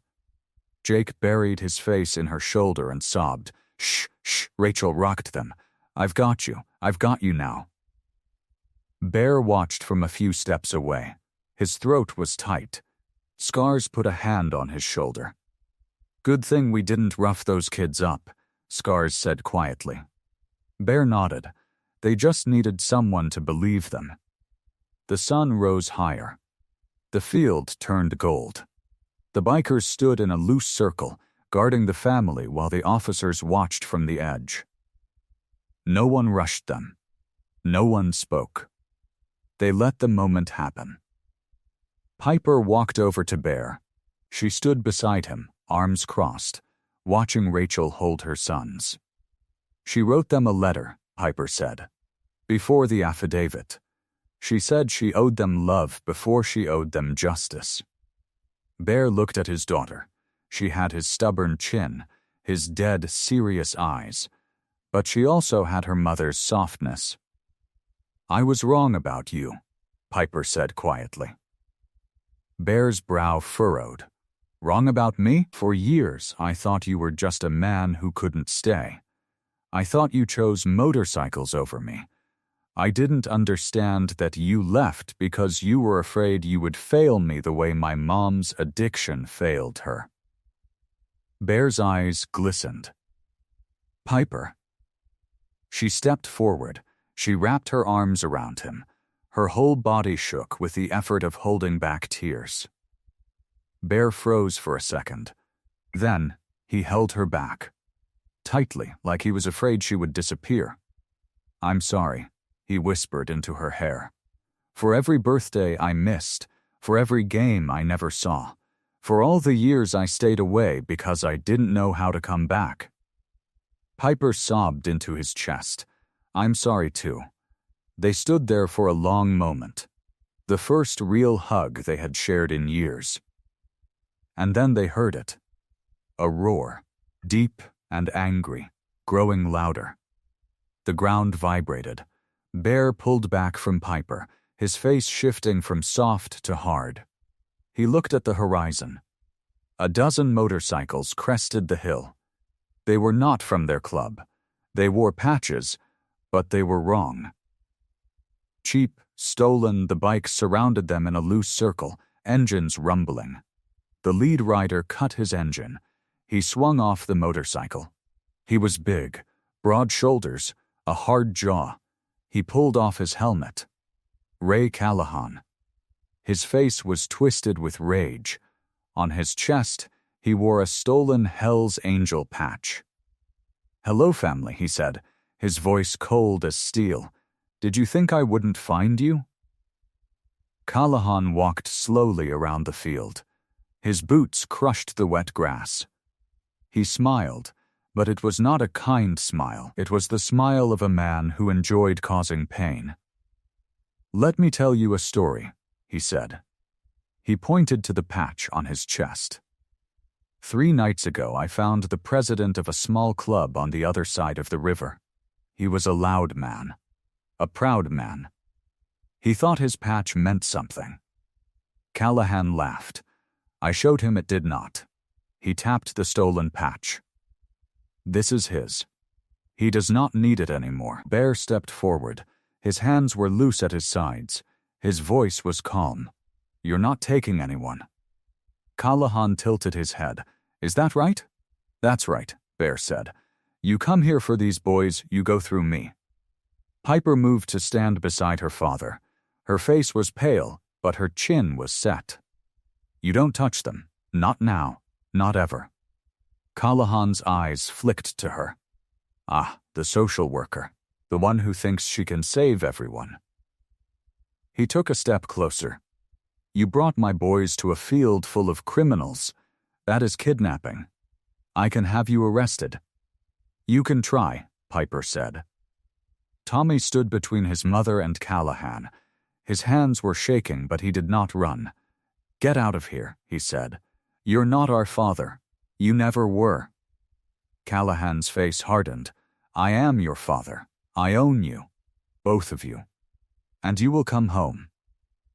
He reached behind his back. His hand came out holding a pistol. The field went still. The bikers tensed. The 2 plainclothes officers reached for their own weapons. "Nobody moves," Callahan said. He pointed the gun at Bear. "You think you are a big man? A Hell's Angel? You are nothing. You are a pile of old leather and bad decisions." Bear did not flinch. "I've been called worse." Callahan laughed again. "I drove you from this town once. I will drive you from it again. And this time I will take what is mine." Jake stepped out from behind his mother.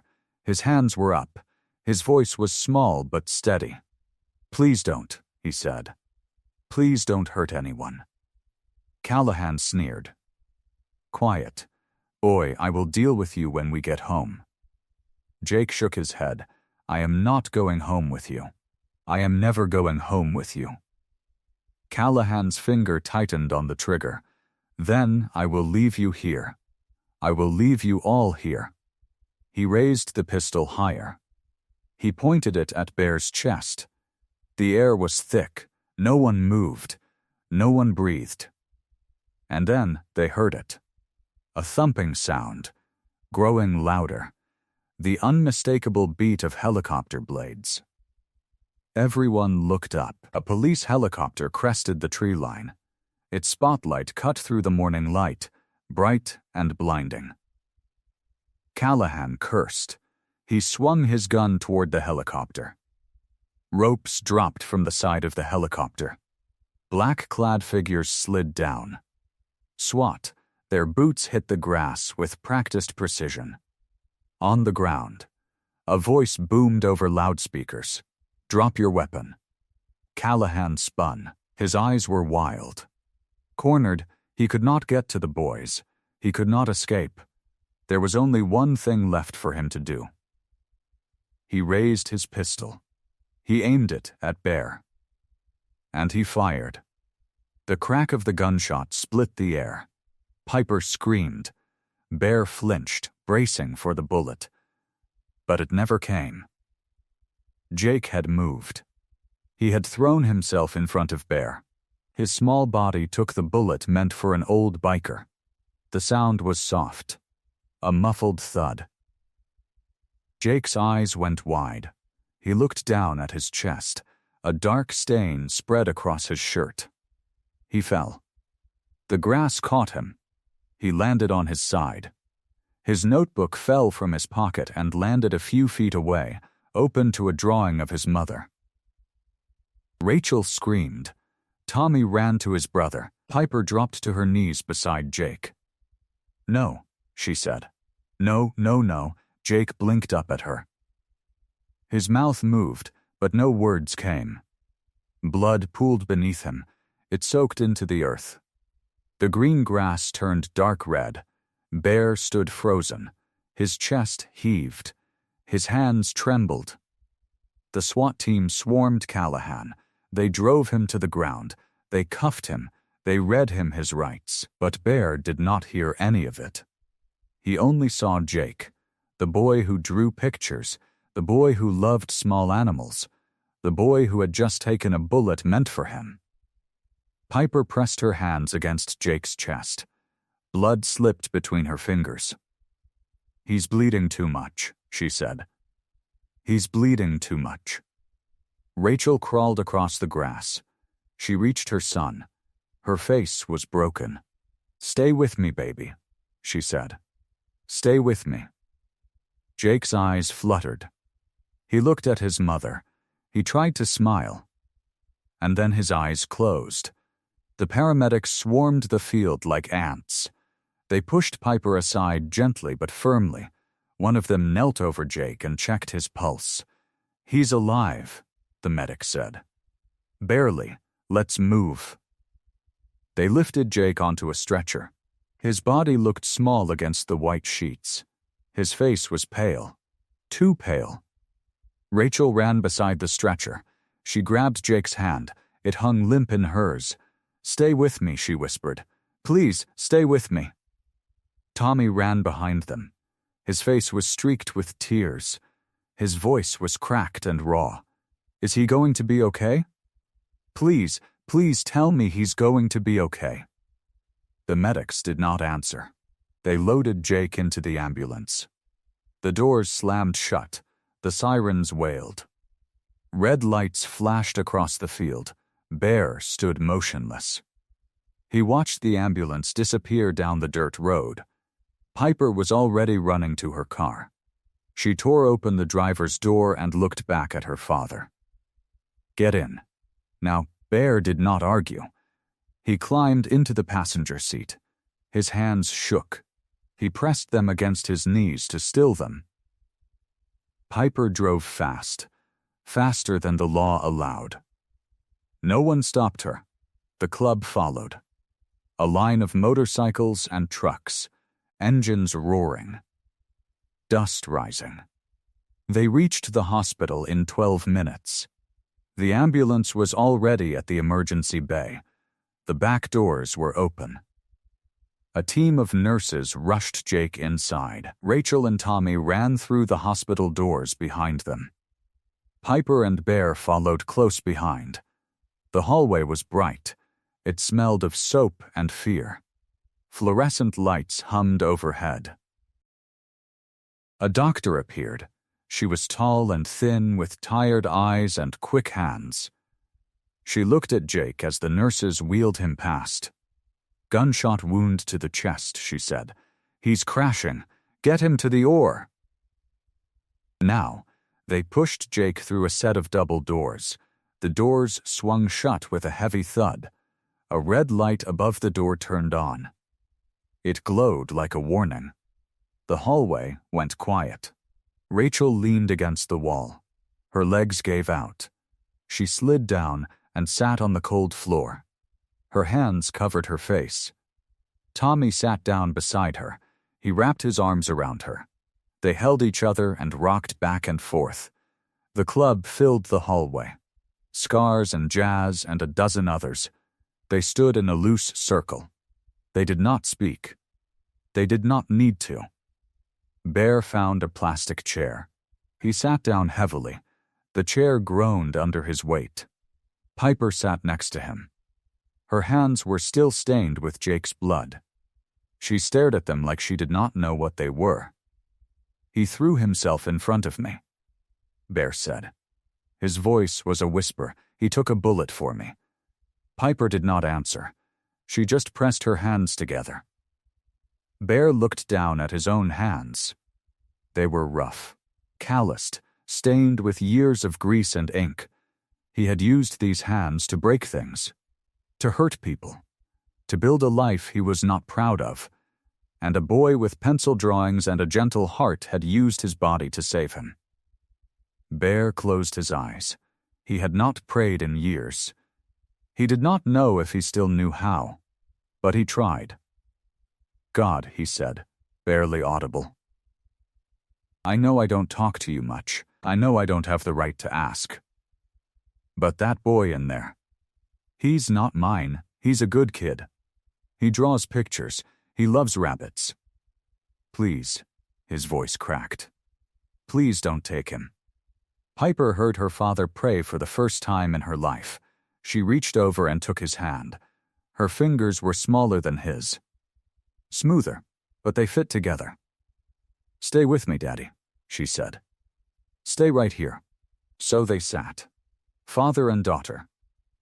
A biker and a social worker, two people who had spent so long miles apart, now holding hands in a sterile hallway. The clock on the wall ticked. Minutes became hours. The light above the door stayed red. Scars brought coffee. No one drank it.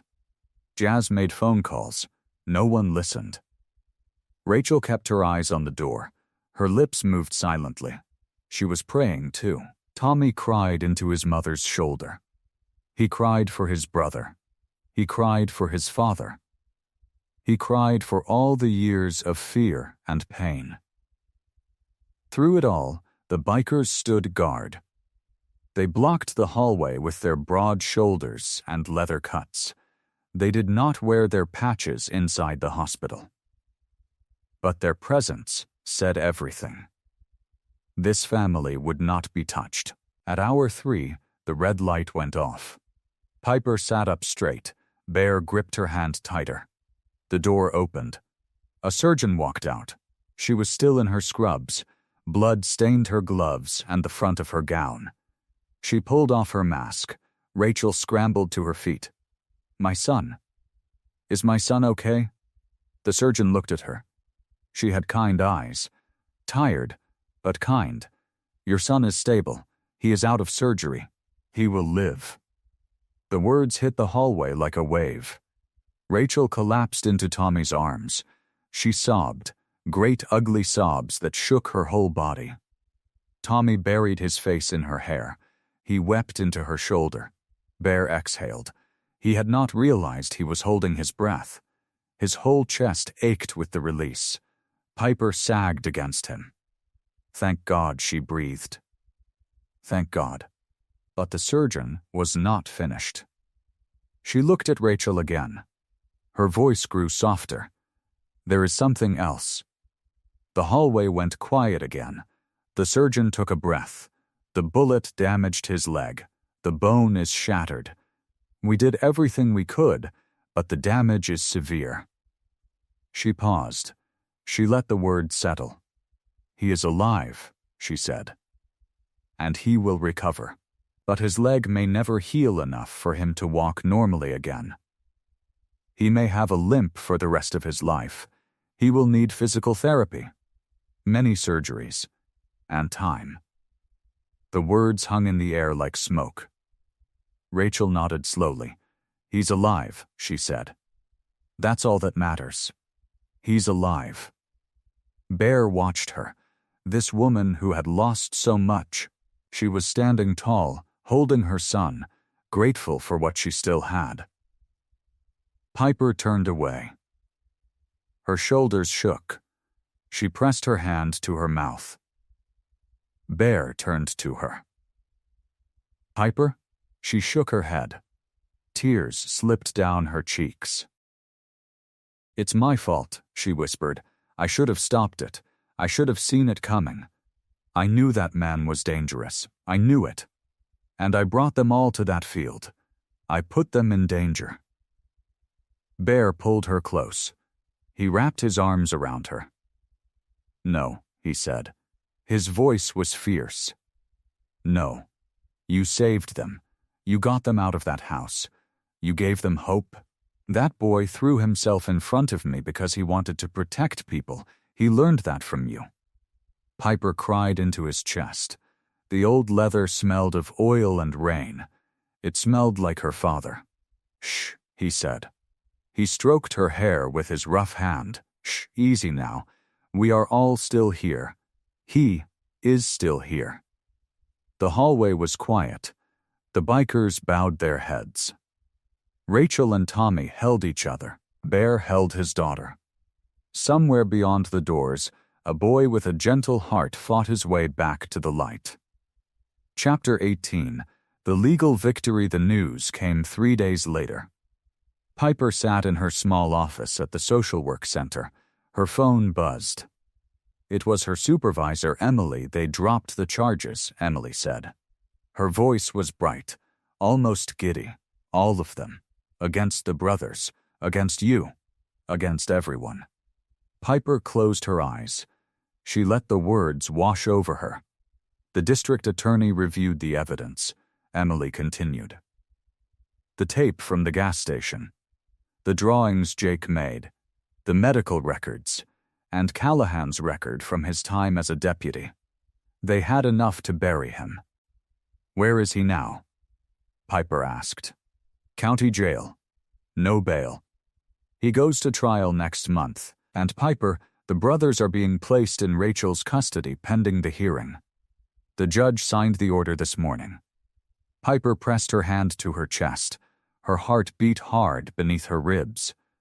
"They're safe," she whispered. "They're actually safe. They are. You did that, Piper.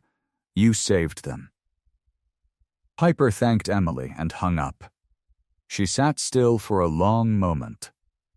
Then, she drove to the hospital. Rachel was in Jake's room when Piper arrived. She sat in a plastic chair beside the bed, holding Jake's hand. Jake was awake.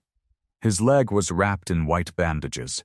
His face was still pale, but his eyes were open. He smiled when he saw Piper. "Hey," he said. His voice was weak but steady. "I heard the news." Piper smiled. "I heard you heard." Tommy sat on the windowsill. He looked lighter. The weight he had carried for years seemed smaller. "They said we can go home," Tommy said. "With Mom." Piper nodded. "You can, pending the hearing. But that's just a formality now. Your mom has been clean for over a year. She has a job, she has a home, and the judge wants to keep you together." Jake squeezed his mother's hand. Together, he repeated. The words sounded like a prayer. Rachel looked at Piper. Tears filled her eyes. "I don't know how to thank you." Piper shook her head. "You don't have to. Just take care of them." "We will," Rachel said. "We will." Bear was at the clubhouse when Piper arrived.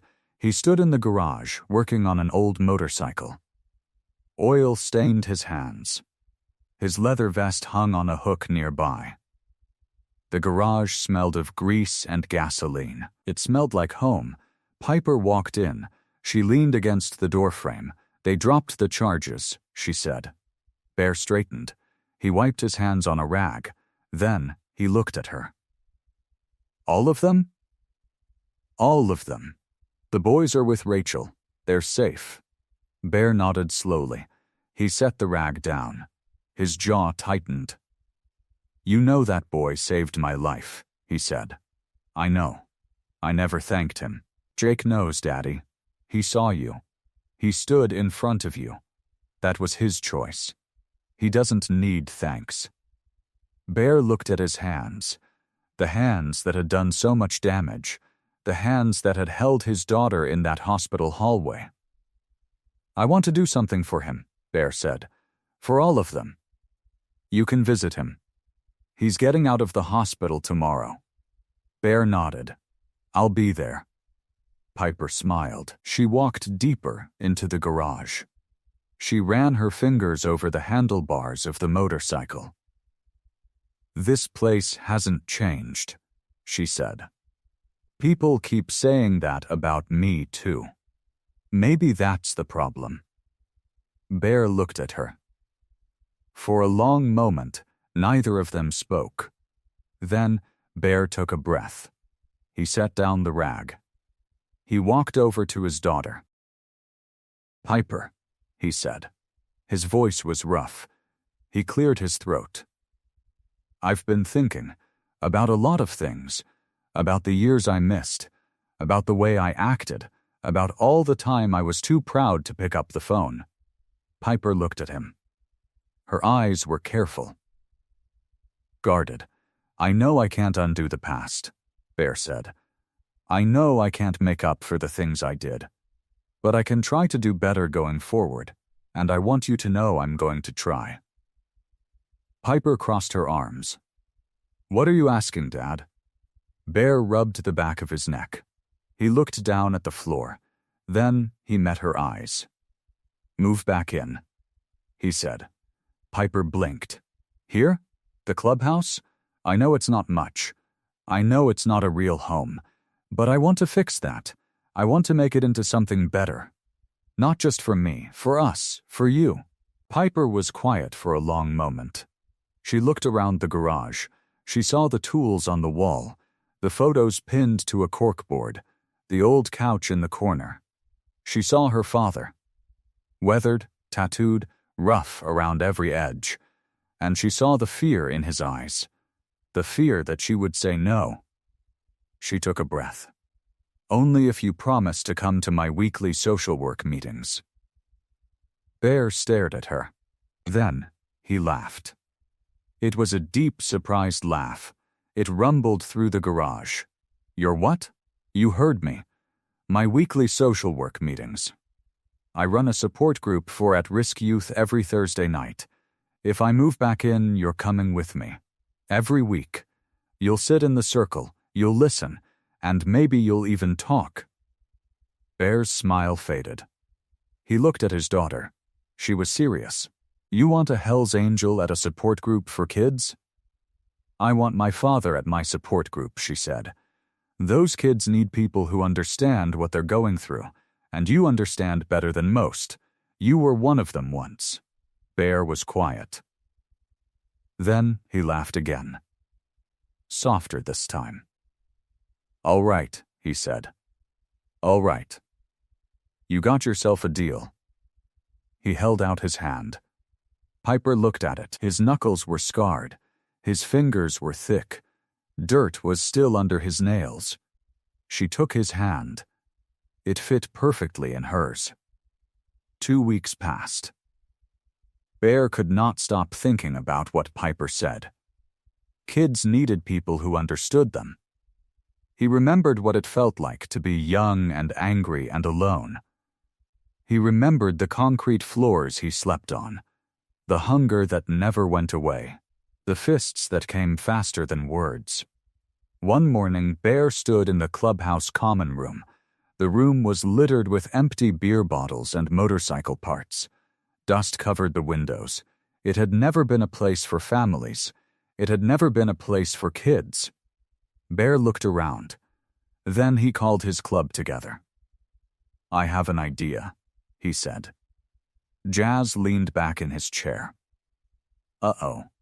Bear has an idea." Scars laughed. "Last time you had an idea, we painted the clubhouse pink." "That was a mistake," Bear said. "And you know it." The men chuckled. But then Bear got serious. He told them about the empty building on Maple Street, the old rec center that had been closed for years, the one with the broken windows and the graffiti on the walls. "I want to fix it up," Bear said. "Turn it into a place for kids, a safe place, with games and art supplies and maybe some computers, somewhere they can go after school instead of the streets." The room went quiet. Jazz scratched his beard. "You want us to build a youth center?" "Yes. What do you know about youth centers?" "Nothing," Bear admitted. "But Piper knows. And she can teach us. And I think it's time we stopped being the problem and started being part of the solution." The men exchanged glances. They were rough men, hard men, men with rap sheets and regrets. But they were also loyal, and they loved Bear like a brother. "How are we going to pay for it?" Scars asked. "I'll handle the money.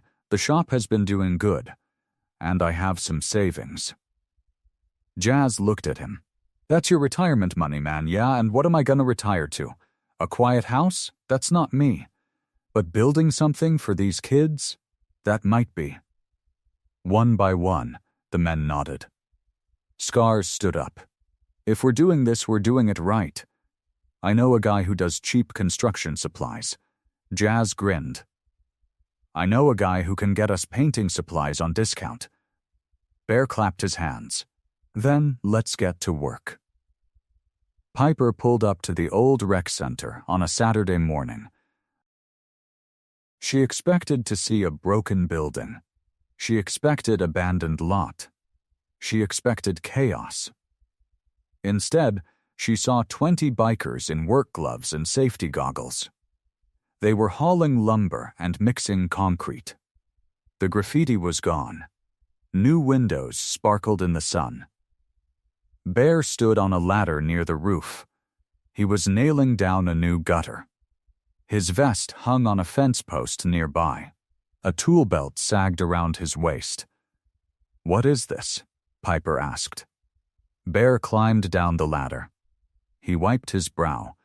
He looked like he had not slept in days. "A community project," he said. "A what?" "I figured it was better to build something than just talk about it. So we found this place. And we're fixing it up. For the kids." Piper stared at him. She looked around again. The bikers were working together like a well-oiled machine. One man was mixing paint. Another was building shelves. A third was teaching a young volunteer how to use a drill. She saw something else, too. Tommy and Jake. Tommy was standing near a pile of wood planks. His crutches were leaning against a wall. He was holding a hammer and helping a biker build a planter box. He was laughing. Jake sat on a bench nearby. His leg was healing. His cast was covered in colorful drawings. A biker with a long beard sat next to him, showing him how to sketch a motorcycle. Piper watched as Jake's face broke into a smile. A real smile. The kind she had never seen on him before. "Where did you get all these supplies?" Piper asked. Bear shrugged. "We talked to local businesses. Some donated, some we paid for.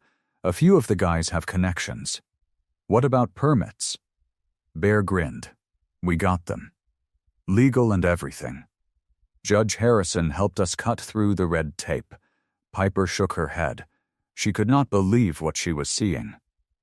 "Dad, this is incredible." Bear looked down at his boots. Then he looked up at her. His eyes were soft. I want to be better, Piper. I want to show you, and I want to show these kids that people can change, that even a group of old bikers can do something good. Piper felt a lump in her throat. She walked over to where Jake was sitting. The biker handed her the sketchbook. The drawings were beautiful, motorcycles and mountains and a woman with kind eyes. "Your mom?" Piper asked. Jake nodded. "She comes to visit every day. She's helping me practice walking." "And the drawings?" "Mister, Jazz says I have talent. He says I could go to art school someday." Piper smiled. She knelt down and squeezed Jake's hand. "He's right. You do have talent." Dedication Day arrived 1 month later.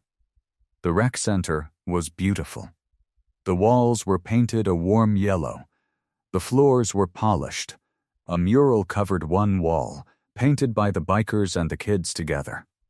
It showed a phoenix rising from flames. The parking lot was full.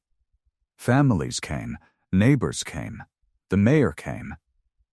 Judge Harrison sat in the front row.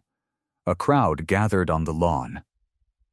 The bikers stood in a line at the back, wearing clean shirts and holding their helmets. They looked nervous. Bear stepped up to the podium. He cleared his throat. He looked out at the faces. Then he saw Piper. She was standing in front. Her arms were crossed. But she was smiling. He pulled a piece of paper from his pocket. He unfolded it. Then he looked up. "I've written a few words," he said. His voice cracked. "But I never was much with words. So I'm gonna speak from the heart." The crowd went quiet. "I grew up in foster care," Bear said. "I know what it's like to feel unwanted.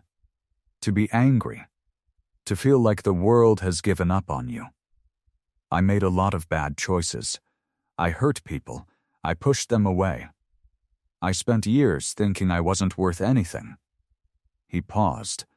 He looked at his daughter. "But then I learned something. It's never too late to change. No matter who you are, no matter what you've done, somebody can always show you a path forward. I was lucky. I got a second chance, and I want to give that same chance to the kids in this neighborhood." He looked down at his paper. Then he folded it and put it away. "This building isn't about us. It's about the future. It's about the kids who will come here to learn and play and grow. It's about showing them they matter." Piper watched her father. His eyes were wet. His voice was shaking. But he was standing tall. "So I want to welcome you all to the Maple Street Youth Center. Every kid is welcome here. No matter where they come from. No matter what they've done. Because every one of you deserves a chance." The crowd burst into applause. Piper felt tears rolling down her cheeks. She watched her father step away from the podium. She watched him look at her, and for the first time, she did not see a Hell's Angel. She saw a man who had changed, a man who was trying with all his heart to make up for the past. She walked toward him. He opened his arms. She fell into them. "I'm proud of you, Daddy," she whispered. Bear held her tight. He buried his face in her hair. "Thank you," he said. His voice was thick. "Thank you for not giving up on me." And on that sunny afternoon, surrounded by bikers and families and children, Bear and Piper started to heal. Together, one small step at a time. The youth center hummed with life. Kids shouted in the game room. Someone played piano in the corner, badly but happily. The smell of fresh paint still hung in the air. Bear was in the workshop area. He was teaching 2 teenage boys how to change a tire on an old motorcycle. The boys were covered in grease. They were laughing. Rachel walked in through the front door. She held Jake's hand. His cast was gone now, replaced by a brace. He walked with only a slight limp. Bear straightened up. He wiped his hands on a rag. "Rachel, Jake, good to see you both." Rachel smiled. She looked different than she did before. Healthier, brighter, her eyes held a peace that had not been there weeks ago. "Jake has a physical therapy session in the back room. The therapist is already set up." "Go on, buddy," Bear said to Jake. "I'll be right here when you're done." Jake nodded and walked toward the back room. He paused and looked back at Bear. "Mr. Bear, can we work on the motorcycle after?" Bear grinned. "You got it, kid." Jake disappeared through the door. Rachel turned to Bear. She reached into her purse and pulled out an envelope. "This came in the mail this morning," she said. Her voice was quiet. "I wanted you to see it before anyone else." Bear took the envelope. He opened it carefully. It was a letter from the district attorney's office. He read it twice. Callahan had been convicted. Assault, kidnapping, corruption, the charges stuck. He would be in prison for a long time. "The boys are free," Bear said. His voice was rough. Rachel nodded. Tears filled her eyes. Legally free. No more custody battles. No more fear. They're mine now. They're safe. Bear handed the letter back to her. He did not know what to say. He had spent so long hating men like Callahan, men who used power to hurt others, men who made children afraid. "Thank you," Rachel said. "You helped make this happen. You and Piper and all your people. You gave us the courage to fight." Bear shook his head. "You did the fighting. We just stood behind you." Rachel laughed softly. She looked down at her hands. Then she looked up at him. There was something nervous in her eyes. "Bear, there's something else. Something I need to tell you." "What is it?" She took a deep breath. "I'm pregnant." Bear blinked. He did not say anything at first. He just stood there, letting the words sink in. "It was a brief thing. After rehab, I met someone. A good man. He's a nurse at the hospital. It did not work out between us, but we're still friends. And he's supportive. Very supportive." Bear looked at her. "Does this mean—" "I'm having a baby. A half-sibling for Tommy and Jake." She touched her stomach. "I know it's a lot. I know this was not the plan. But I'm happy, Bear, scared, but happy." Bear was quiet for a long moment. Then a smile spread across his face. A real smile, the kind that reached his eyes. "A baby," he said. Rachel nodded. "A baby." "Well," Bear said. He cleared his throat. "I guess I'm gonna need to learn how to change a diaper." Rachel laughed. She wiped her eyes. "I think you'll figure it out. You've figured out everything else." Later that afternoon, Bear sat on the front steps of the youth center. The sun was beginning to set. The sky was orange and pink. Kids were running home with smiles on their faces. Piper walked up and sat down next to him. "Big day," she said. "Yeah. Big day." She was quiet for a moment. Then she spoke. "I'm moving back home." Bear turned to look at her. His heart skipped. "Back home?" "I got a job offer, running the youth program at the community center.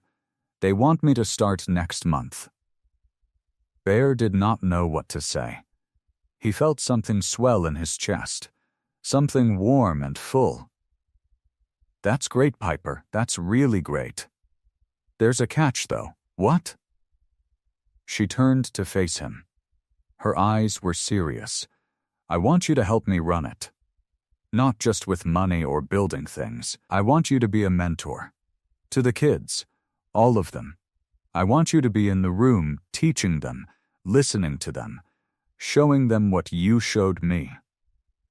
Bear stared at her. He thought about all his years of mistakes, all the time he had lost, all the hurt he had caused. "You trust me with that?" Piper reached out and took his hand. "I trust you with everything, Daddy." Bear felt tears prick his eyes. He blinked them away. He squeezed her hand. "Then yes, I'll do it. I'll be there every day." Piper smiled. She leaned her head on his shoulder. "I know you will." And they sat together on the steps, watching the sunset, father and daughter. Finally whole. Finally home. The clubhouse had never looked like this. Long tables stretched across the main room. They were covered in red and orange tablecloths. Someone had hung paper turkeys from the ceiling. They swung gently in the warm air. Bear stood in the kitchen. He was carving a huge turkey. His leather vest hung on a hook by the door. He wore a simple flannel shirt. He looked different. Softer, happier. Scars walked in with a tray of mashed potatoes. Jazz followed with gravy. Club members filled the room with their wives and kids. Laughter bounced off the walls. Tommy and Jake sat at one table. They were laughing with some of the younger bikers. Jake's brace was smaller now. He barely limped. Rachel sat beside them. Her hand rested on her belly. She glowed. Piper helped set out plates. She counted heads. She smiled at everyone. She looked over at Bear and caught his eye. He nodded at her. She nodded back. That was enough. Dinner was loud and wonderful. Plates were passed. Stories were told. The food was gone in minutes. Seconds were served. Then thirds. Bear raised his glass. The room quieted down. "I just want to say something," he said. His voice was a little rough. "This is the best Thanksgiving I have ever had." People cheered. Someone started clapping. Bear held up his hand. "Years ago, I thought my life was over. I thought I had lost everything. But look at this room. Look at all of you." He paused. His eyes found Piper. "I was wrong. I had more than I knew." The room got quiet. People felt the weight of his words. "Now let's eat pie," Bear said. The room exploded with laughter. People moved toward the dessert table. Pumpkin pie. Apple pie. Pecan pie. A mountain of whipped cream. Piper was about to grab a plate when Bear touched her arm. "Wait," he said. "I have something for you." He led her to a small table in the corner. Everyone watched. Piper looked confused. "You already gave me the jacket," she said, "and the bike, and the new tools for the center. I don't need anything else." Bear reached into his pocket. He pulled out a folded document. He held it out to her. "What is this?" Piper asked. "Read it." Piper unfolded the paper. She read it slowly. Her eyes got wide. Then they filled with tears. "What is this?" she whispered. "It's an adoption certificate," Bear said. His voice was soft, legal and everything. Piper looked up at him. "But you're my dad. You've always been my dad." Bear shook his head. "I'm your uncle. Your mom was my sister. You know that. You always knew that." Piper nodded. She could not speak. "Your mother left you with me when you were a baby," Bear said. "She knew she was sick. She knew she did not have long, and she made me promise I would raise you. She told me to be your father, not your uncle. Your father." Piper looked down at the paper. The tears rolled down her cheeks. "Does this make it official?" she asked. Bear nodded. "It makes it official. You were always my daughter in my heart. Now the state agrees too." Piper launched herself at him. She wrapped her arms around his neck. He held her tight. The room erupted in applause and cheers. "Daddy," Piper whispered. "I'm here, kiddo. I'm here. Thank you. Thank you for everything."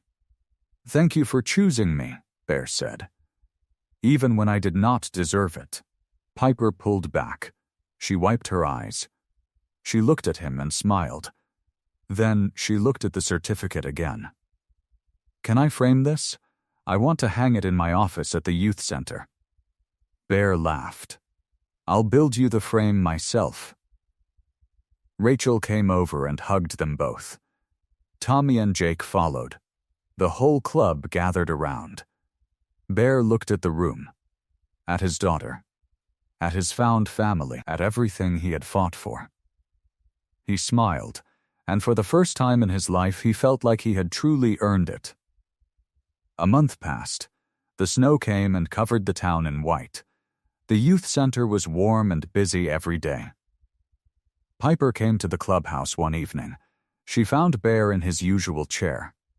He was reading a motorcycle magazine. His reading glasses sat low on his nose. "Dad," she said, "I need to ask you something."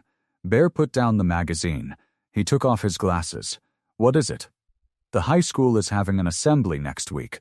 It's about prejudice and judging people before you know them." Bear nodded slowly. "Sounds like a good thing. I want you to speak at it." Bear blinked. He sat up straight. "Me? At a school assembly?" "Yes, you." Bear shook his head. "Piper, I'm not a speaker. I'm a biker. I fix engines. I ride motorcycles. I do not stand in front of kids and talk." Piper sat down across from him. She took his hand. "Dad, you have a story, a real story. You are proof that people can change, that love can change them." Bear looked at her. He saw the hope in her eyes. He could not say no to her. He had never been able to say no to her. "Fine," he said, "but I'm not wearing a suit." Piper laughed. "I would not dream of asking you to." The school gym was big and loud. Hundreds of kids sat in rows. They talked and laughed and threw paper balls. Teachers stood along the walls. Bear stood backstage. He wore his leather vest. His boots were polished. His beard was trimmed. He held his helmet in his hands. "I can't do this," he said to Piper. "Yes, you can," she said. "Just tell them your story. Tell them about us." The principal called his name. Bear walked out on the stage. The crowd went quiet. Some kids whispered. Some pointed at his vest. Bear looked at all the young faces. He took a deep breath. "My name is Bear," he said. His voice was deep and rough, "and I am a Hell's Angel." Some kids shifted in their seats. A few teachers looked nervous. "You have heard things about people like me. Maybe you have been told to stay away from us. Maybe you have been told we are bad news." He paused. "And maybe you were right." The room got even quieter. "Years ago, I made a lot of mistakes. I did things I am not proud of. I hurt people. I broke the law. I pushed away the people I loved most." His voice cracked a little. "I pushed away my daughter." He looked at Piper. She nodded at him from the side of the stage. "I did not know her. She grew up without me in her life. And that is my fault. No one else's." Bear walked to the edge of the stage. He sat down. The kids watched him. But something happened. My daughter came back into my life, and she showed me something I did not know I had. She showed me that I could change, that I could be better. He told them about the club, about the way the bikers helped at the youth center, about the brothers, about the family dinners, about the love that filled a place that used to be cold and empty. "The men in my club, we look scary. We have tattoos and beards and loud bikes. But we also have hearts. We have families. We have hopes. And when we chose to love instead of hate, everything changed." Bear stood up. He looked out at the sea of young faces. "Do not judge people by how they look. Do not believe the stories you hear before you know the truth. Give people a chance to show you who they really are. You might be surprised." The gym was silent for a long moment. Then a small hand went up in the third row. A boy stood. He could not have been older than 12. Mister? The boy said. But you're still a Hell's Angel, right? Bear smiled. It was a real smile, a warm one. I'm a Hell's Angel who loves his daughter, and that's enough. The audience cheered. The sound was huge. Kids clapped and whistled and stomped their feet. Teachers smiled. Piper wiped her eyes. Bear looked at his girl. She was holding her hands together like she was praying, but she was smiling so big her whole face glowed. He stepped off the stage. He walked through the crowd. Kids reached out to touch his vest. He shook hands with some of them. He nodded at others. When he reached Piper, she threw her arms around him. "You did it," she whispered. "You really did it." "I told you," he said. "I would do anything for you." 6 months had passed. The snow was gone. The trees were green again. The community center was full of life. Bear stood in the garage behind the center. He wiped his hands on a rag and watched Jake work on an old motorcycle. The boy lay on his back, half under the bike. His leg stretched out to the side. The limp was still there, but it was small now, barely there at all. "Watch the carburetor," Bear said. "You want to be gentle with it." Jake nodded. He was quiet, but he was a quick learner. His hands were steady. He had a good feel for machines. "I got it," Jake said. He turned a screw slowly. He listened to the engine. "She sounds happy now." Bear smiled. "She does." Jake slid out from under the bike. He stood up and wiped his forehead. "My leg hurt a little this morning. But it gets better every day." "You're doing good work," Bear said. "Real good. I think you got a future in this." Jake looked down. His face turned red. "You really think so?" "I know so." Inside the center, Tommy sat at a small desk. His books were spread out in front of him. His pencil moved across the page. Math problems, word after number. Piper sat beside him. She pointed at one of the problems, the story of the Gypsy Skulls Motorcycle Club gathering with their families one weekend in June. That wasn't how she wanted to start it, though. She was brainstorming. "No," she said quietly to herself. "Too close." Tommy looked up. "What?" "Nothing," she tapped the page. "You got this one right. Keep going." Tommy smiled. He was different now. His shoulders were not so tight. His eyes had light in them. "I got my GED test next month," he said. "I'm nervous."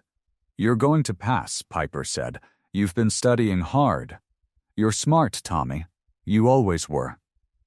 He looked at her. "You really believe that?" "I really do."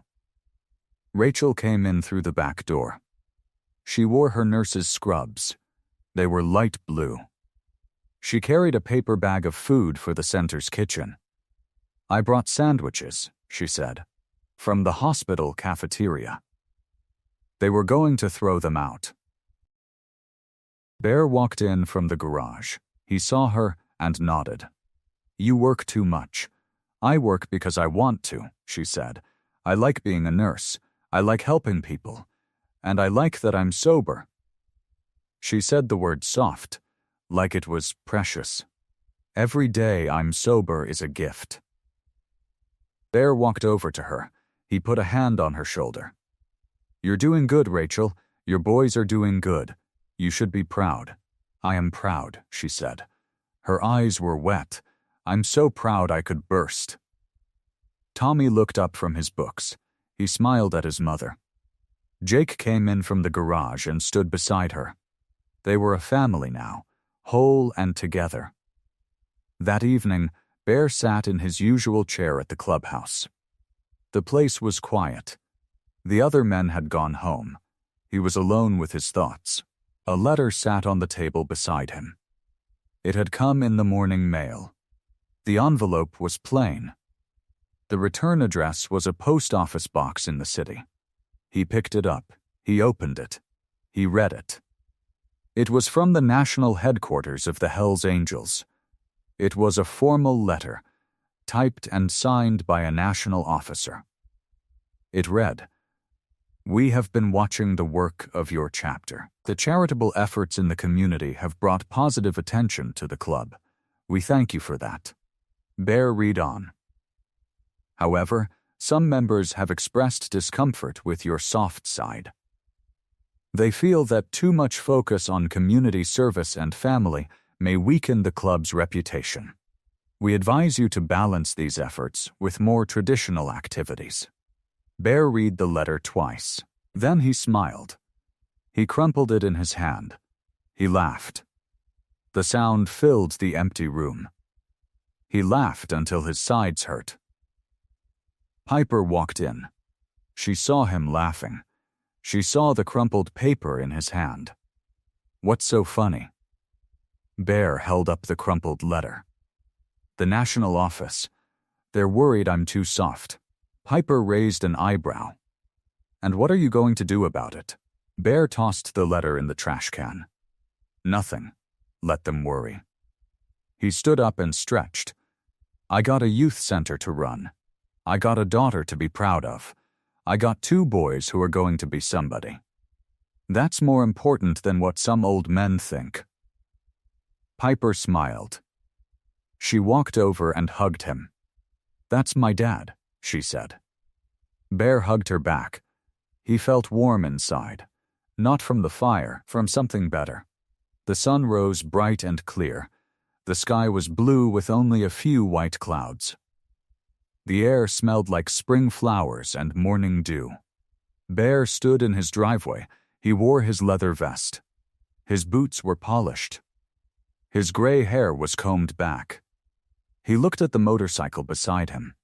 It was his old bike, the one he had ridden for 20 years. Piper came out of the house. She wore jeans and a leather jacket. Her hair was pulled back. She looked like she belonged. "You ready?" Bear asked. "I'm ready," she said. "I've never ridden on the back of a bike before." Bear smiled. "There's a first time for everything." He handed her a helmet. She put it on. She climbed onto the back of the bike. Her hands held tight to his waist. "Hold on," he said. The engine roared. It was a deep, loud sound. It vibrated through the frame. Piper felt it in her chest. They pulled out onto the road. The wind rushed past them. The world moved fast. Soon they saw the other bikes. They came from every direction.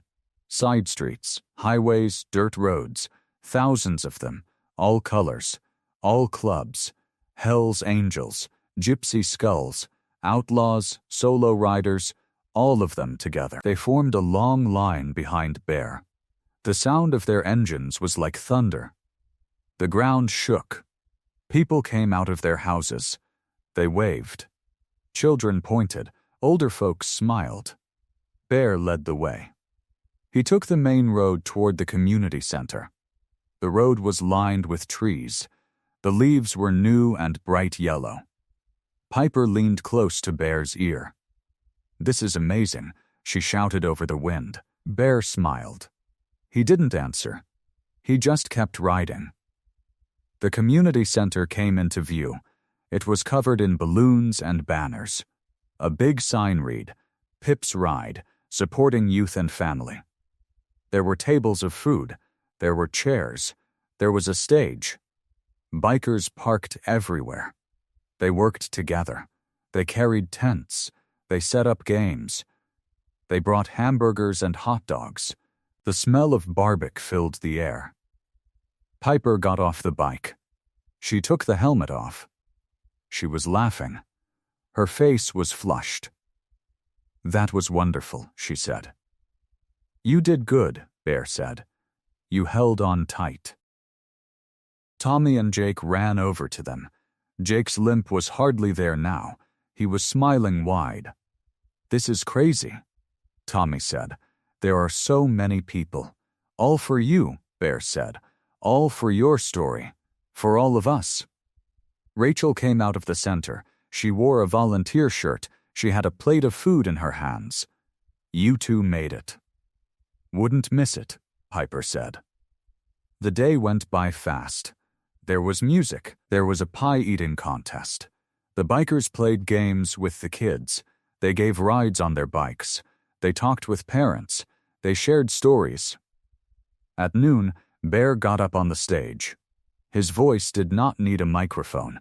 It was rough and deep. Thank you all, he said. This is the first Pips ride. And it won't be the last. The crowd cheered. I want to say something, Bear said.